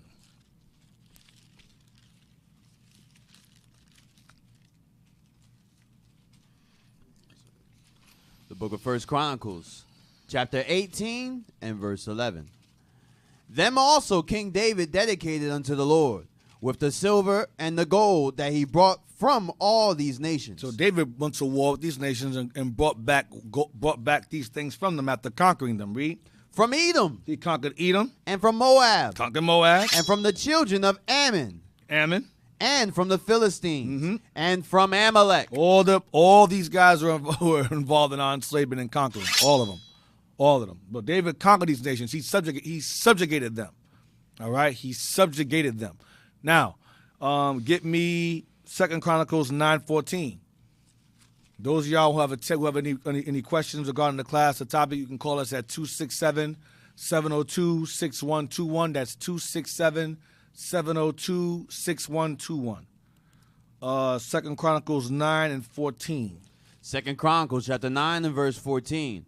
Beside that which chapmen and merchants brought, and all the kings of Arabia and governors of the country brought gold and silver to Solomon. So again, we were doing right by the Lord. In our righteousness, these nations were giving us tribute. Okay, they were being taxed. Okay, get me real quick. Go back to that book I want, War of the Jews. I mentioned earlier. I'll forget. I mentioned earlier about the Berbers. You had Semitic Berbers and Hamitic Berbers. Somebody else say, oh, "Where's the proof of that?" It's right here. It's called the War of the Afro-Asian Jews. All right, black Jews. That's what it means. Afro Jews of the East, Asia. Go down to for centuries, Jews have been living. For centuries, Jews have been living at peace with the Semitic Negroid Berbers. With the Semitic Negroid Berbers. Go ahead. Or Hamitic Berbers. Or Hamitic Berbers. Go ahead. In lands we call Morocco, Algeria, and Tunisia. After 1000 BCE, the Barbary coast was settled by Phoenicians from Lebanon. Which is us. That was Israelites. So we're the oldest inhabitants that settled the northwestern regions of Africa. It says the Semitic Negroid Berbers, or it says the Jews that lived at peace with the Semitic Negroid Berbers, which is their own people, or the Hamitic Berbers, which is Ham, that we conquered and pushed there with Joshua. So you had Hamitic Berbers and you had the Semitic Negroid Berbers, two distinct ones. One Ham, one Shem. The Jews was at peace with them because the Negroid Berbers conquered the Hamitic ones. We took over. So the Jews is cool. The Jews is safe. We're safe there. That's all I want. And we have been there since the time of Hannibal, basically. Even Dido, yeah, exactly. Which is around 800 BC. Yeah, right. All right, give me 2 Chronicles 21 verse 1. 2 Chronicles chapter 21 and verse 1. Now Jehoshaphat slept with his fathers, and was buried with his fathers in the city of David. And Jehoram his son reigned in his stead. Here we go. And he had brethren, the sons of Jehoshaphat, Azariah, and Jahiel, and Zechariah, and Azariah, and Michael, and Shephatiah. All these were the sons of Jehoshaphat, king of Israel. And their father gave them great gifts of silver, and of gold, and of precious things, with fenced cities in Judah. But the kingdom gave he to Jehoram, because he was the firstborn. The oldest, go ahead. But when Jehoram was risen up to the kingdom of his father, he strengthened himself, and slew all his brethren with the sword. Oh, gosh. Here we go. Go ahead. And divers also of the princes of Israel. Who were loyal to his father. Go ahead. Jehoram was 32 years old when he began to reign, and he reigned 8 years in Jerusalem. And he walked in the way of the kings of Israel, like as did the house of Ahab. For he had the daughter of Ahab to wife. Oh, he married Ahab's daughter. Judah. Gosh. Go ahead. And he wrought that which was evil in the eyes of the Lord. Howbeit, the Lord would not destroy the house of David, because of the covenant that he had made with David. And as he promised to give a light to him and to his sons forever. And his son, and in the days of Edom, and in his days, the Edomites revolted from under the dominion of Judah. This is the time when Edom broke the yoke. They broke and rebelled against Judah. Once Judah went off, they were able to do what? Rebel. And go and do their own thing and set up their own king. Go ahead. And made themselves a king. They became sovereign now. Go ahead. Then Jehoram went forth with his princes and all his chariots with him. And he rose up by night and smote the Edomites, which compassed him in. Then they went to war with us. Go ahead. And the captains of the chariots. So the Edomites revolted from under the hand of Judah unto this day. The same day also did The same time also did Libnah revolt from under his hand. Here we go. Because he had forsaken the Lord God of his fathers. Nations gain power. When we start going off, nations gain the upper hand. Go ahead. Moreover, he made high places in the mountains of Judah, and caused the inhabitants of Jerusalem to commit fornication. Here we go. And compelled Judah thereto. And there came a writing to him from Elijah the prophet, saying, Thus saith the Lord God of David thy father, because thou hast not walked in the ways of Jehoshaphat thy father, nor in the ways of Asa king of Judah, but hast walked in the way of the kings of Israel, and hast made Judah and the inhabitants of Jerusalem to go a-whoring, like to the whoredoms of the house of Ahab, and hast slain thy brethren thy father's house, which were better than thyself. Damn. Behold, with a great plague will the Lord smite thy people, and thy children, and thy wives, and thy goods, and thou shalt have a great sickness by disease of thy bowels. Wow. Until thy bowels fall out by reason of the sickness day by day. Yo, Most High smote this dude with a plague to have his bowels fall out. Damn. Day by day. Go ahead. Moreover, the Lord stirred up against Jehoram the spirit of the Philistines and of the Arabians. And of the Arabs. Now they're starting to revolt against us because we started going off. Go ahead. And there were near the Ethiopians. And they came up into Judah and break into it. They came into Judah. These two, Philistines and Arabs, came into Judah. Go ahead. And break into it. Broke into our realm. Go ahead. And carried away all the substance that was found in the king's house. Come on. And his sons also. His sons. And his wives. So that there was never left a son. So that there was never a son left him, save Jehoaz, the youngest of his sons. So the Arabs and the Hamites got together and raided Judah territory. Why are we reading this? Does this sounds very, very familiar? Hamites and Arabs raiding a community of Judah. Now, let's get 22 and verse 1. 2 Chronicles chapter 22. So let me make sure. Hold on. 17. I don't want to miss nothing. Hold on. Read on. Yes, sir. 18. Verse 18. And after all this, the Lord smote him with it in his bowels with an incurable disease. Messed him up. Messed Jehoram up. Go ahead. And it came to pass that in the process of time, after the end of 2 years, his bowels fell out by reason of his sickness. Jeez. So he died of sore diseases. And his people made no burning for him. Because he was an evil dude. Go ahead. Like the burning of his fathers. 32 years old was he when he began to reign. And he reigned in Jerusalem 8 years. And departed without being desired. He died and no one cared. Howbeit, they buried him in the city of David, but not in the sepulchres of the king. He wasn't worthy of being called because, damn, that's a terrible dishonor. 22 verse 1. 2 Chronicles chapter 22 and verse 1. And the inhabitants of Jerusalem made Ahaziah, his youngest son, king in his stead. One that survived. Go ahead. For the band of men that came with the Arabians to the camp had slain all the elders. So Ahaziah, the son of Jehoram, king of Judah, reigned. So one was spared. They didn't get. So the Arabs and Hamites didn't get all of them. All right, now I'm messing their mic up. Now, get me. What do I want? We get into it. Give me Nehemiah 2 and 10.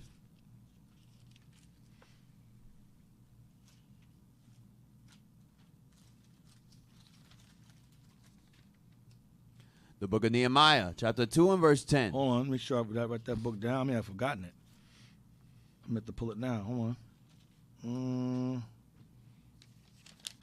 Hold on. Nope, not yet. Not yet. All right, go ahead. Nehemiah chapter 2 and verse 10. When Sanballat the Horonite and Tobiah the servant, the Ammonite, heard of it, it grieved them exceedingly that there was come a man to seek the welfare of the children of Israel. Read again. I'm sorry. Read again. Yeah, please read that again. He read that thing like welfare. I lost my breath. Oh, man. Nehemiah chapter 2, verse 10. That's my favorite program. Y'all slipping up, IT, man. Where the sound bites? Nah, y'all don't need it. It's all right. Y'all good. That's his favorite program. Take a look. Well, don't forget the Section 8. You're not living that down. You're not living that down. Man. So you know you're not living that down. So you know. All praises. Yeah, where we at, Nehemiah 4? Nehemiah chapter 2 and verse 10. Yeah, read that. When Sanballat the Horonite and Tobiah the servant, the Ammonite, heard of it, it grieved them exceedingly. That Jerusalem was being rebuilt. They were upset. Go ahead. That there was come a man to seek the welfare of the children of Israel. Nehemiah. Go ahead. I came. Wait. Yeah, read on. So I came to Jerusalem and was there 3 days. And I arose in the night, I and some few men with me. Neither told I any man what my God had put in my heart to do at Jerusalem. Mm-hmm. Neither was there any beast with me, save the beast that I rode upon. And I went out by night by the gate of the valley, even before the dragon well, and to the dung port, and viewed the walls of Jerusalem, which were broken down, and the gates thereof were consumed with fire. Because this is the aftermath of Babylon. When Babylon burned Jerusalem down, Nehemiah had to come behind Zerubbabel and Joshua and repair the walls and the houses that were burned. Because they went and repaired the temple. And Nehemiah had to return and build, and Ezra had to go and rebuild the wall and the houses around. Go ahead. Verse 14. Then I went on to the gate of the fountain and to the king's pool, but there was no place for the beast that was under me to pass. Then went I up in the night by the brook and viewed the wall and turned back and entered by the gate of the valley and so returned. Jump down to the point which time. 18. Verse 18. Then I told them of the hand of my God which was good upon me, as also the king's words that he had spoken unto me. And they said, let us rise up and build. Rise up and build Jerusalem. Go ahead. So they strengthened their hands for this good work. 19. But when Sanballat the Horonite was in Moabite. Okay? Sanballat was a Moabite. Go ahead. And Tobiah the servant, the Ammonite.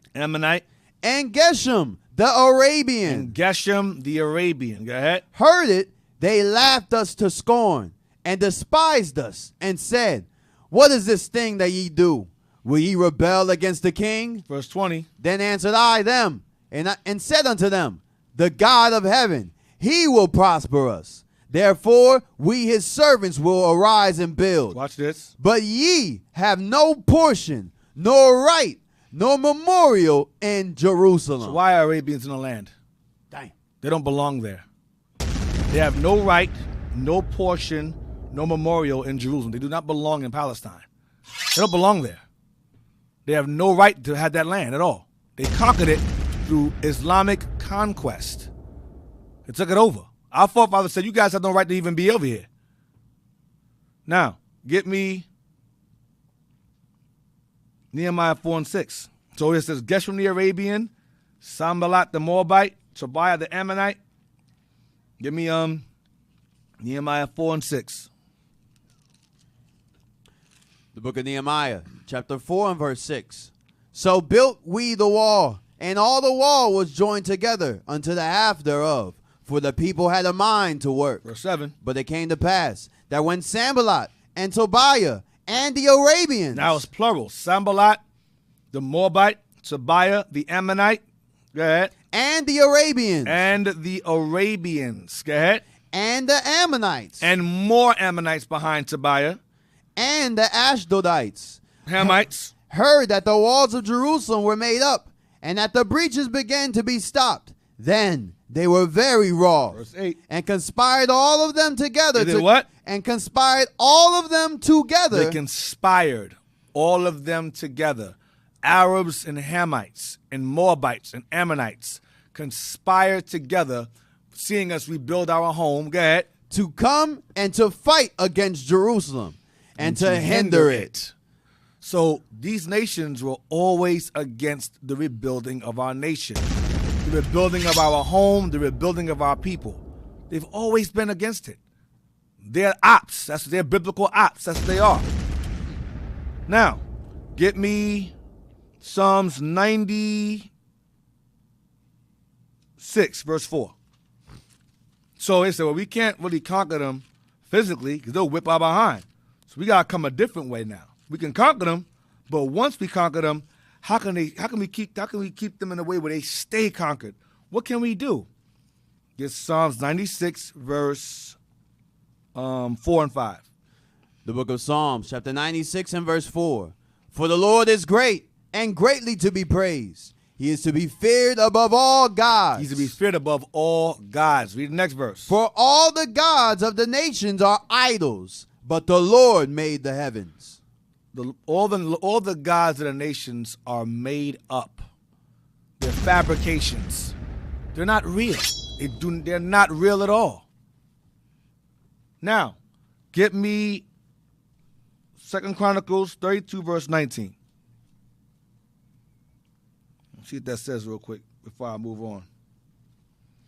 2 Chronicles 32, verse 19. What'd that say? 2 Chronicles chapter 32 and verse 19. And they spake against the God of Jerusalem, as against the gods of the people of the earth, which were the work of the hands of man. So the gods of the people of all the earth, are the work of the hands of men. The gods they have are made up. They're not real. Get Isaiah 37, verse 18. See what that says. Isaiah 37, verse 18. Isaiah chapter 37 and verse 18. Of a truth, Lord, the kings of Assyria have laid waste all the nations and their countries. Yep, watch this. And have cast their gods into the fire. They cast their gods into the fire. Go ahead. For they were no gods. For they were not gods. Go ahead. But the work of a man's hands. But the work of men's hands. Go ahead. Wood and stone. Wood and stone. Therefore, they have destroyed them. So their gods were destroyed. Their gods were nothing. They were the work of men's hands. All the nations outside of Israel have made up gods. Their gods are not real. None of them are real. Check this out. What we got here? The awkward moment. That awkward moment. Wow. Oh. That awkward moment when you have to save your God because it cannot save itself and therefore cannot save you either. Damn. Jeremiah 10. Neither can it walk. Yeah. You can't walk. It must be born. You carry your gods across. You got to carry your gods around. Hey, Deke, that's why in Isaiah he said, I will carry you even in your old age. The Lord carries us. Yep. Give me give me Leviticus 26, verse 1.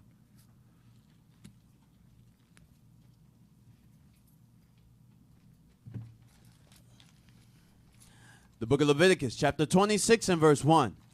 Ye shall make no idols, nor graven image, neither rear you up a standing image, neither shall ye set up any image of stone in your land, to bow down unto it, for I am the Lord your God.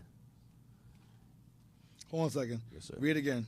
I'm gonna try to find something real fast. When you're done, just so y'all talk or something, I'm gonna find something real quick. Hey, give me Deuteronomy 4 and start at 16. This to show to show you that there's nothing they could do about the gods that they have. The Most High put in a spirit to worship those idols. Give me that. The book of Deuteronomy, chapter 4 and verse 16. Lest ye corrupt yourselves and make you a graven image. Make you a graven image, the cross, the cobblestone. Go ahead. The similitude of any figure. The similitude of anything, the likeness of anything. Go ahead. The likeness of male or female. Mm-hmm. The likeness of any beast. Like the likeness of a male, you got what? Buddha. The likeness of male or female, you have Buddha. All right. You have white Jesus, Caesar Borgia. You have Hail Mary.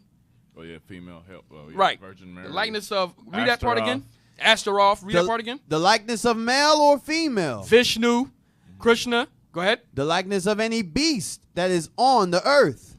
The likeness of any winged fowl that flieth in the air. Mm-hmm. The likeness of anything that creepeth on the earth. Like who is it? I think it was Persia. Persia. They had the wing. Not the scarab, right?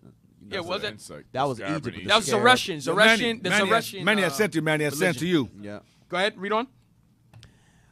The likeness of any fish that is in the waters beneath the earth. Yeah, Dagon. Yep. Dagon. Go ahead.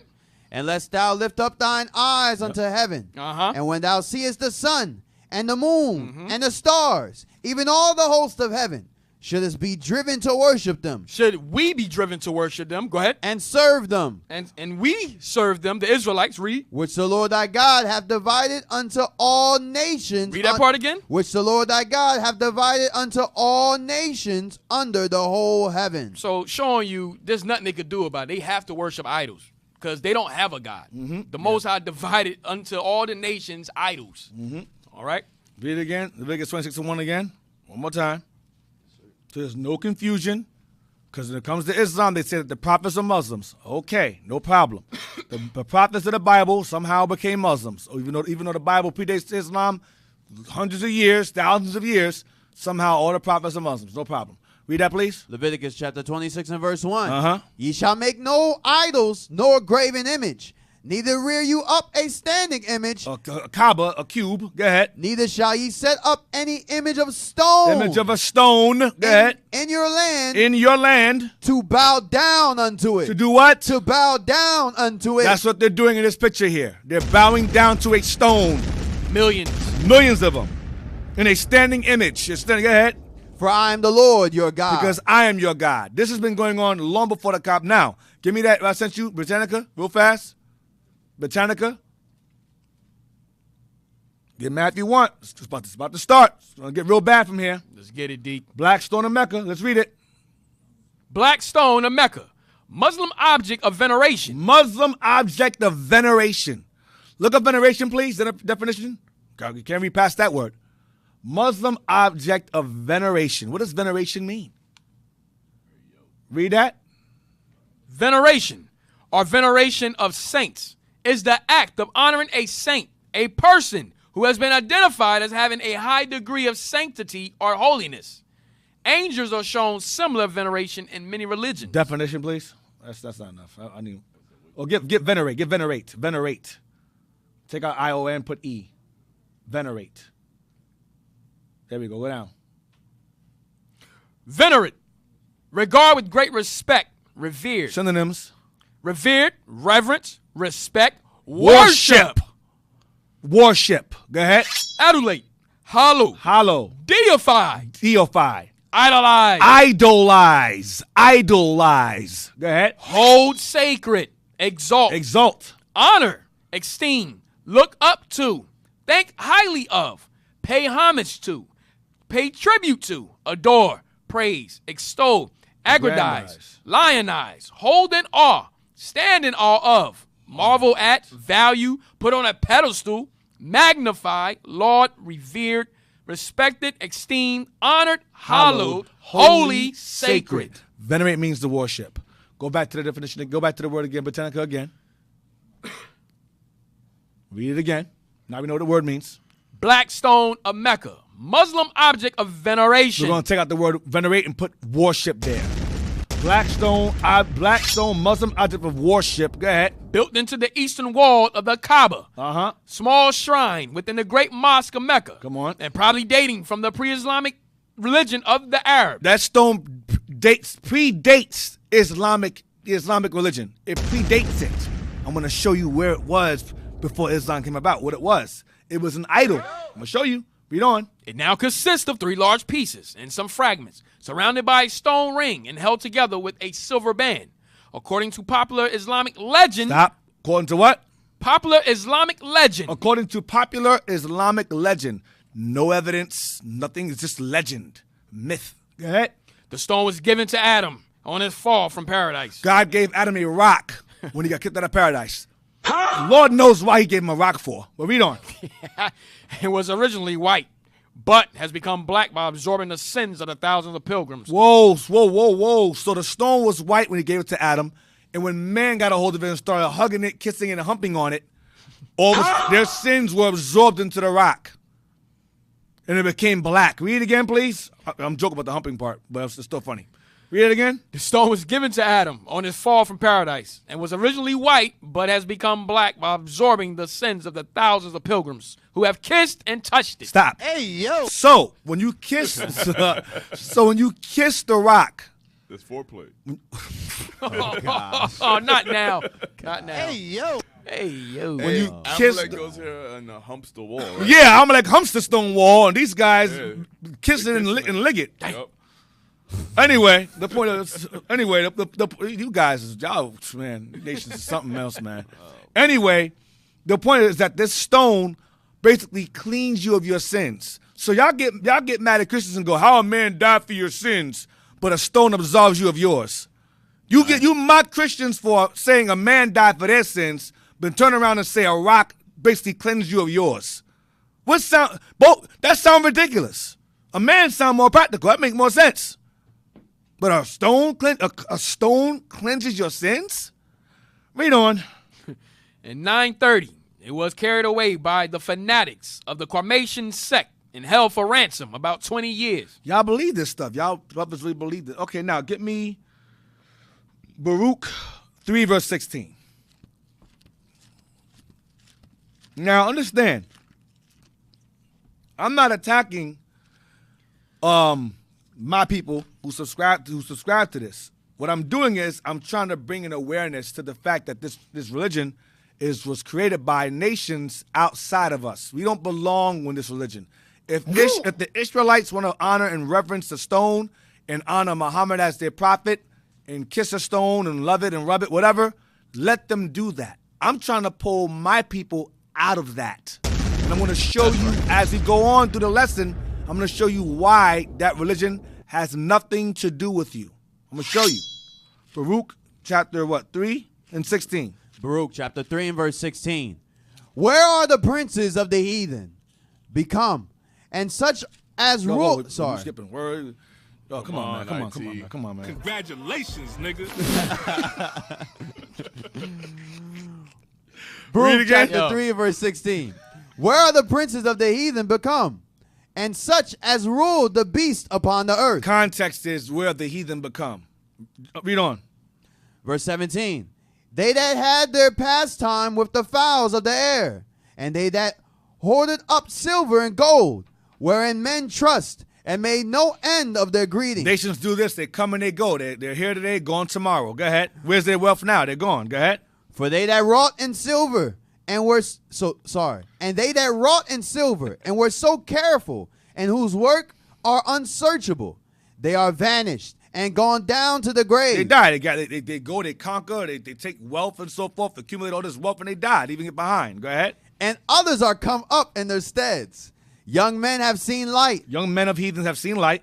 And dwelt upon the earth. Come on. But the way of knowledge have they not known. So heathens gather up wealth and power, but the way of knowledge they have not known. Watch this. Nor understood the paths thereof, nor laid hold of it. Watch this. Their children were far off from that way. The nations or their children, their descendants were far off from the way of knowledge. This Bible. Watch this. And it hath not been heard of in Canaan. The way of knowledge was not heard of among the Hamites. Go ahead. Neither hath it been seen in Teman. Or the Ottoman Turks or Edomites. The Turks or Edomites, same thing. Teman, they're wise men. They ain't heard from them. Go ahead. The Agarenes that seek wisdom upon earth. The Agarenes that seek wisdom upon the earth. Give me that real quick. Type in. I want you to type in who are the Agarenes. Yo, you good, bro? Yeah. You seem like you're trying to read the whole chapter as one verse. Congrats. Your brother told us how you be all into reading and shit. Agarenes. That reading shit is hard, son. Nah, I mean, like it's hard. Like, I mean, like, yo, like it's hard, yo. Like, I mean, like, yo. I mean, like the books, like, yo, like, I mean.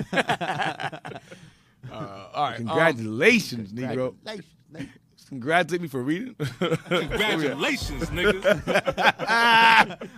That show was good, man. All right, where we at?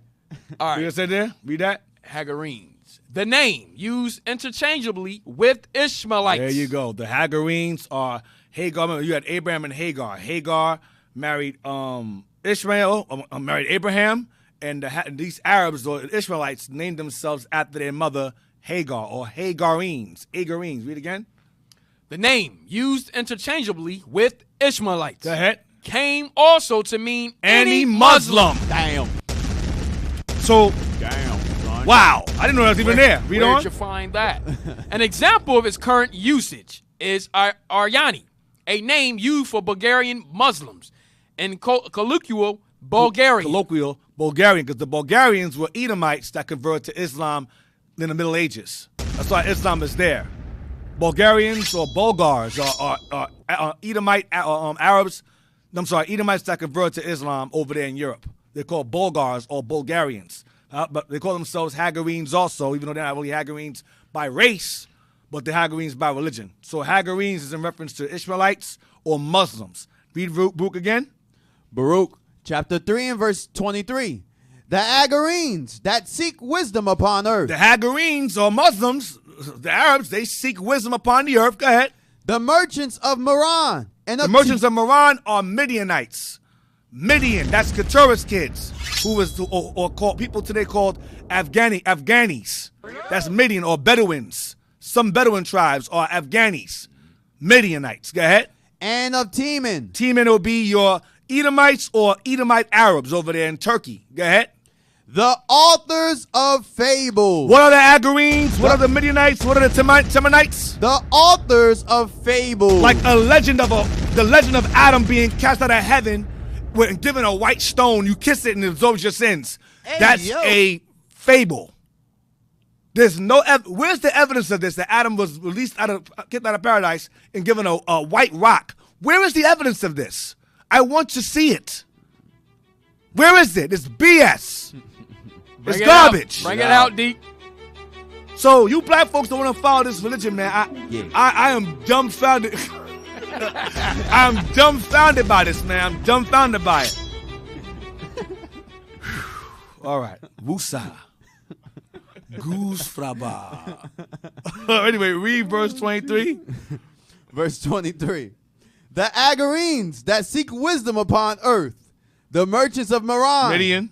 And of Teman. Edom. The authors of fables. The Hagarenes, Teman, and Midian are authors of fables. They make things up. They make their gods up. Read on. And searchers out of understanding. And they seek understanding. Remember, I'll get to that later on, but they sought wisdom of who their ancestors were, and the Jews gave it to them, your forefathers Ishmael, and they were happy to hear it. I'm going to get to that later on, Lord's will in time. Go ahead in the lessons. Go ahead. Ahead. Lessons ahead. Go ahead. None of these have known the way of wisdom. None of these have known the way of wisdom.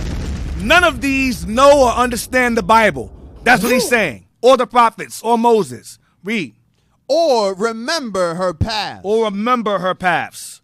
They do not have the knowledge that God gave Israelites. They don't have it. It's not present with them. That's why I said before, they can have their legends. They can have the Kaaba. I have no problem. If they want to go down there and battle it, listen, have that. I have no problem with them. Ishmael, go over there, bow down to it, reverence it, love it. Muhammad's your prophet. Cool, great. I'm talking to the so-called black, Hispanic, and Native Americans and those of the diaspora that subscribe to that. I'm talking to you. I want you to forsake it. Doesn't belong to you. That God don't belong to you. Right. That prophet don't belong to you. Right. Their book don't belong to you. Right. I'm pulling you out of that. Let Ishmael, let the so-called Palestinians, let them have that. That's what they were made to do. That's what they were made to do. That's their God. That's their legends. That's their fable. Let them follow behind their fables. They're acclaimed fables. It's fine for them, but you, our people, get out of there. Get out. You have your own true God that looks like you. Come out from among them. Come out from among them. Exactly. Get that.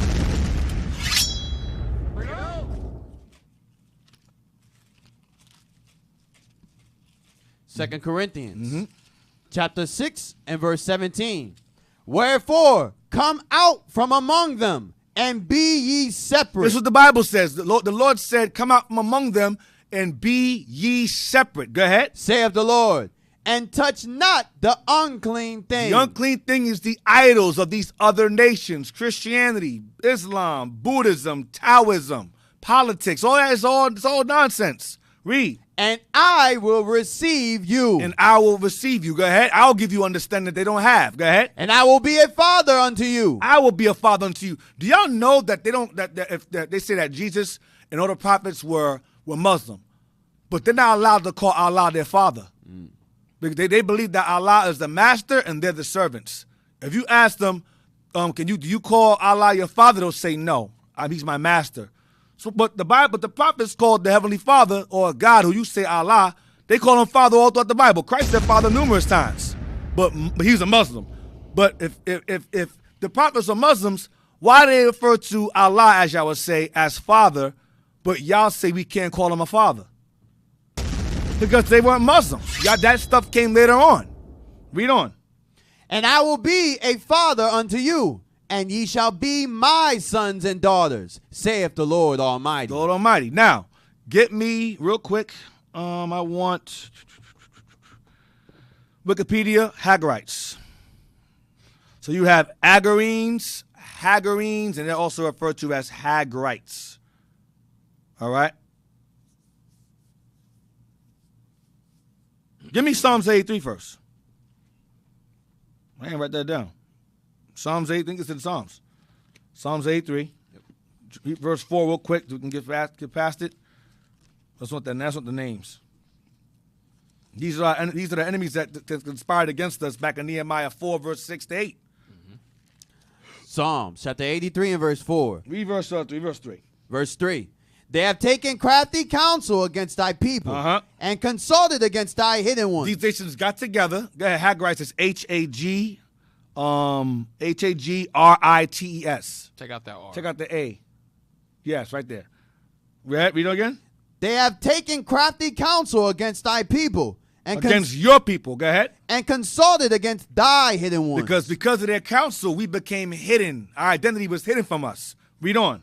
They have said, come, and let us cut them off from being a nation. These nations said, come, let us cut them off from being a nation. The Arabs call us Ahal al-Katab.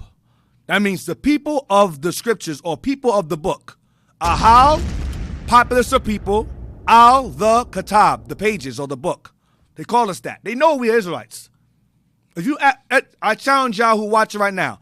If you come across a so-called Arab or a Turk, ask them, according to the Quran, who was your forefather? Is it Ishmael? They're going to say, yes, brother, yes. They'll be excited to talk about that. All praises, Assalamu alaikum, all praises. Let me ask you another question. Sure. If Ishmael is the forefather of you, who is the forefather of me in the Quran? Who's my forefather?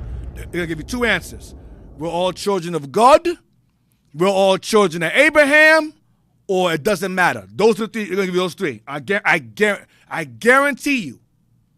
Put money on it. I guarantee you it's going to be those three answers. Doesn't matter. Children of Abraham or children of God. They might give you Isaac. They will not say Jacob. Why? Read verse 4 again.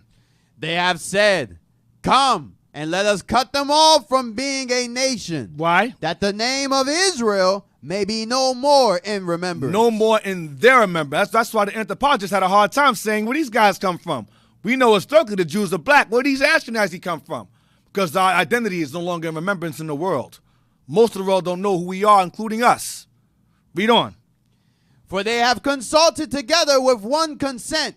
They are confederate against thee. Against our God and against us. Go ahead. The tabernacles of Edom. White folk, number 1, Edom. And the Ishmaelites. Israelites, number 2. Arabs. Go ahead. Of Moab. That's Chinese, number 3. And the Hagarenes. More, that's Muslims. That's the Arabs again. Hagarenes. Arabs. Now, let's go back. Because not all Ishmaelites are Muslim. Not all of them are, but the primary, pretty much, not all of them are Muslim, but some are Christian. But the point is that the wild ones are Ishmaelite children also. But the Hagarenes are Arabs. Now, read that here. Hagarite. The Hagarites, also spelled Hagarite or Hagarite, and called Hagarenes. Let me rephrase that. Most Ishmaelites are Muslim, yes. Some are Christian. And the ones who are not Muslim get killed by the ones that are Muslim. Go ahead. And called Hagarenes. Agarenes and sons of Agar were associated with the Ishmaelites mentioned in the Hebrew Bible. The inhabitants of the regions of Jatar, Nephesh, and Adab, lying east of Gilead. Come on. Their name is understood to be related to that of the biblical Hagar. Right. They live a nomadic, animal herding lifestyle in sparsely populated land east of the Israelites. Right. So that's Ishmael. Now, get me Jeremiah 2. Wait, it says stop at events. Keep going. Stop at events. I don't know why, but let's keep going. According to wait, where's events at? Find events so I know where we stop at. Okay, stop this. Go back up and read and start there. Yep, this is good. Read the whole thing. According to 1 Chronicles, chapter 5, verses 18 to 22, the Reubenites, Gadites, and the half of the tribe of Manasseh and Gilead brought 44,760 to battle with the Hagrites and defeated them. We went to war with Ishmael. Go ahead. Through the battle, the Reubenites captured the Hagrite land, as well as 50,000 camels, 250,000 sheep, 2,000 donkeys. Come on. Finally, the Reubenites captured 100,000 Hagrites, men, women, and children, and held them as captives. According to Theodore Nadick, these numbers are enormously exaggerated. No, they're not. Read on. King David of Israel made Jaziz the Hagrite steward of his flocks. But the Hagrites are not mentioned in the historical books as a distinct people after the reign of King David. Watch this. In Psalms 83 and 6, the Hagrites are included in a list of 10 peoples. A list of 10 peoples. Go ahead. That form a coalition. That form a coalition. To do what? To attack Israel. Watch this. For the purpose of wiping it off the map. For the purpose of wiping it out of existence. Watch this. Because the war described in Psalms 83 Watch. has not yet occurred historically. But it is often designated as a prophetic psalm describing future events. Boom. Damn. That's prophecy. Psalms 83 is all prophecy. That's right. Didn't happen during David's time. Didn't happen during Solomon's time. Happened later when we were conquered. They conspired later. And we are the walking end result. For you stupid Negroes saying we're victims. That's the end result there. We are the end result of that coalition. That injustice league of nations. Are we still crazy now? Now, get me Jeremiah 2:27. Jeremiah 2:27.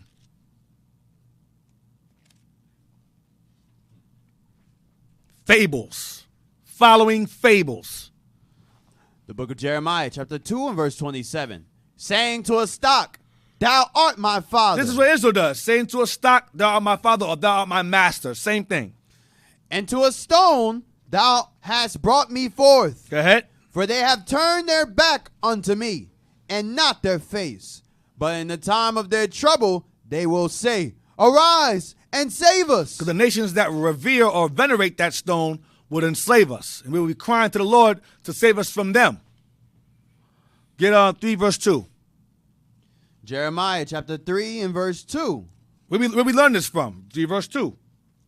They say. No, Jeremiah 3 verse 2. Lift up thine eyes unto the high places, and see where thou hast not been lying with. Israel always messed around with the other nations in their idolatry or them physically. Go ahead.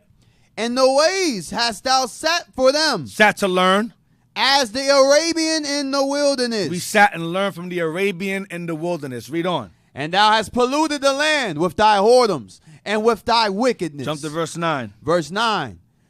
And it came to pass through the likeness of her whoredom that she defiled the land. And did what? And committed adultery with stones and with stocks. With stones and with stocks. Because that Kaaba stone was an idol.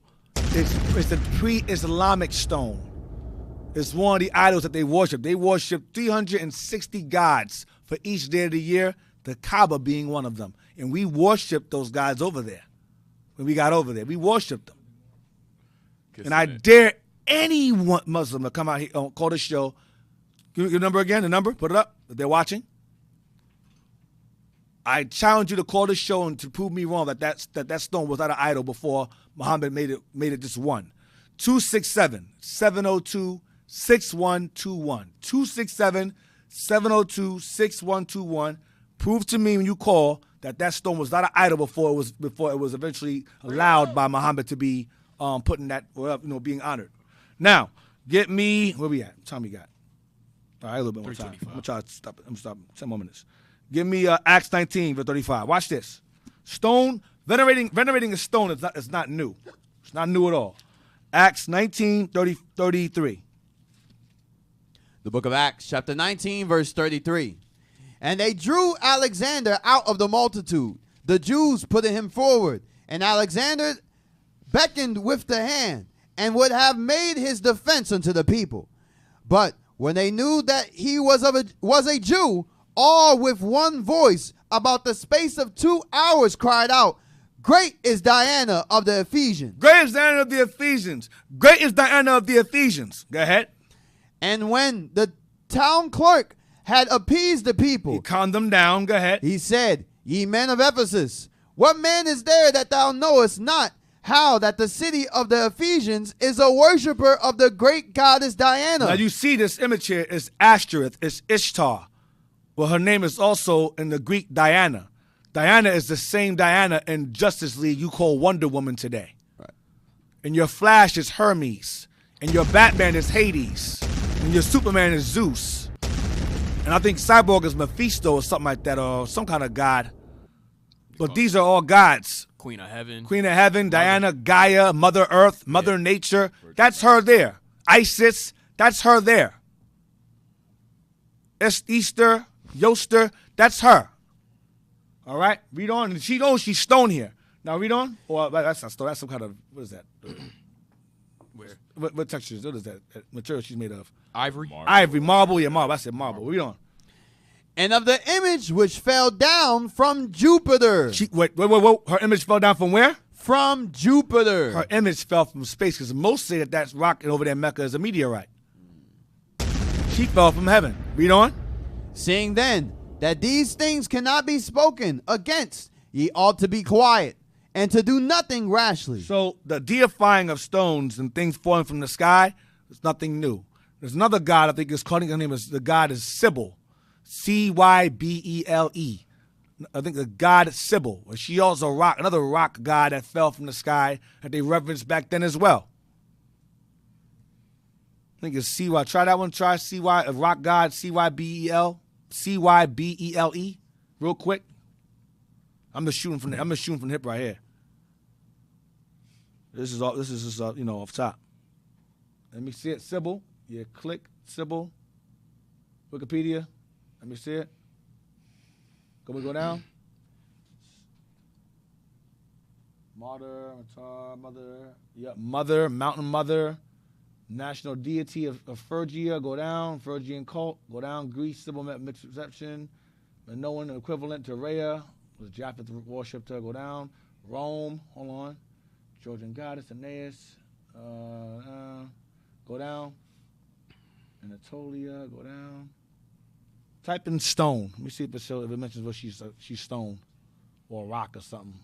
Try finding the page stone or rock. Type rock, yeah, rock or stone goddess. Whatever, rock, yeah, whatever. Like that.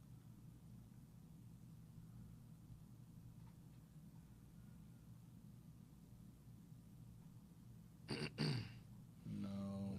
Let me see, go up. There we go. Yeah. Click that. Find that in there. Dang. I know I wasn't bugging out. I knew it was Sybil. Click that and go to that part where it says that. There we go. Read that, please, regarding Sybil. In the 2nd century AD, you want me to get to the point? Get to the point. Yep. At Pasinos in Phrygia. This is a god worshiping Phrygia. Go ahead. The mother goddess, identified by the Greeks as Sybil, took the form of an unshaped stone of black meteoric iron. Go ahead. It may have been associated with or identical to Agdistis, Pasinino's mountain deity. This was the aniconic stone that was removed to Rome in 204. Black stones are nothing new. Nothing new. Diana of the Ephesians, Sybil, it's all the same. Same old fable. Same. I know I wasn't bugging out. I said, it's Sybil. Man, all praise. Oh, gosh. Get me Foundations of Islam. How much time I have? 3:30. Number 4. I'll let it ride. Chill. I'll chill. I'm gonna go there too. I'm gonna go in next time. We're gonna go into Foundations of Islam. We're gonna get some more information about this religion, the doctrine it holds. Do I want to pull it? Do I want to use it? Save it, D. Yeah. Save it. All right. Let them marinate on what just came out. Yeah. Yes, sir. Yeah. So hope you guys enjoyed the lesson. If you got friends and family who are in Islam, I would encourage you to have them watch the show if they believe in the Bible, as well as because most Muslims claim or profess to accept the Bible to a degree. So have them, follow along. If they have questions, they can call in or text in. I have no problem with that, as long as it's in reference to the show's topic, which will be, the Islamic slave trade, Islam. All right. So hope you guys enjoyed the show and Shalom. We'll fall back in Shalom. Hey, Israel, let's give a hand for the deep. All praise the Most High. Great class. Let's get Doctrine Slayer is back. Roy. That's a vengeance. Praise. Yeah, all praises for our reader too. Yeah. She tried. Yeah, you gotta give him special glasses. Yo, that reading. Thank you. All praises. That's what I remember. That's what I like the most. I got something for you, Manny. All right. Oh, man. Let's get to these announcements. All right. Remember to subscribe on YouTube and Instagram to Our Hidden History Radio. All right. Make sure you hit the notifications button so you know when we go live. You don't want to miss any episode. Also, subscribe to our Philly channels, IUIC Philadelphia and IUIC Philadelphia in the Classroom, to get the content and latest camp videos from the deacon and captains and officers of IUIC Philly. Donate to to IUIC Philadelphia for Our Hidden History. You can donate on PayPal to IUIC.Philadelphia@IsraelUnite.org. In the comment section, put OHH. You can also donate to the Booster Club. You can donate to the Booster Club on PayPal. Cletus. I'm sorry. Mortimer and Cletus. Cletus and Biff and Mortimer. Cletus. I thought I was going to say it, but I won't forget it. Cletus. Proceed. Remind me it's Cletus next time. Write that down in the notes. Yeah, write that down. Cletus and Mortimer. Cletus and Mortimer. You can donate to the Booster Club on PayPal. It was bothering me. I said, I'm going to figure it out. You can donate on PayPal to the Booster Club on IUIC.fundraising@IsraelUnite.org. Subscribe to IUIC TV to get exclusive content from the leadership of IUIC. Oh, God. What's wrong with this dude, bro? Yo. What's wrong with this dude today, man? This guy got that reading shit is hard. a whole gumdrop in his mouth or something while he's reading the scriptures. Your brother told us how you be all into reading this shit. Oh, let's try again, bro. I'm sorry, I couldn't help him, man. You've been effing up all day, man. Oh, man. Pray for me. He started to do from Boots Almighty. Remember He's drowning. Satan took hold of my lips at the last minute. Oh, man. Subscribe to IUIC snap. TV and get exclusive content from the leadership of IUIC. We need that as a soundbite. Yeah. And tune in next to Raven and Wolves with Deacon Malafire. Oh, man. All right, next. All right, for IUIC missing persons, we are looking for our sister Anela London McIntyre. She is 12 years old, female, hair red, eye color brown, height 5'5", weight 130. All right, her last seen whereabouts was what's that? April 20th. Thank you. April 20th. And no clothing description is known. All right, if you do see it, make sure you reach out to your local authorities and let's help find our sisters. All right. Next. Shalom. We're seeking assistance to enhance our national broadcast. Kindly spare a minute to provide feedback by answering 5 brief questions. All right, so just make sure you scan that QR code. You write down specifics. You know, sometimes you want to know who actually did that soundbite, or why is the volume so low? Damn, homie. We'll be glad to give you their names. Yeah, we can give you the names. We name drop over here. Yeah, we definitely do. Manuel is spelled Manuel. Oh, man. Just make sure you spell it right. We want to get specific. We want to help the people. Bring a flashlight. Throwing people under the bus right now. That's the name. No, I'm putting them on the bus. But yeah, that's it. All right, so hope you guys enjoyed the show. We're going to go in next week, Lord's will. We're going to go in on this doctrine, this fable. We got to do it to pull our people out of these strongholds, out of these doctrines to the best of our ability. So with that, y'all stay tuned and hang on. It's going to be a crazy ride next week. So with that, we say shalom. Most High Christ bless. Thanks for watching the show. See you then. Most High Christ bless.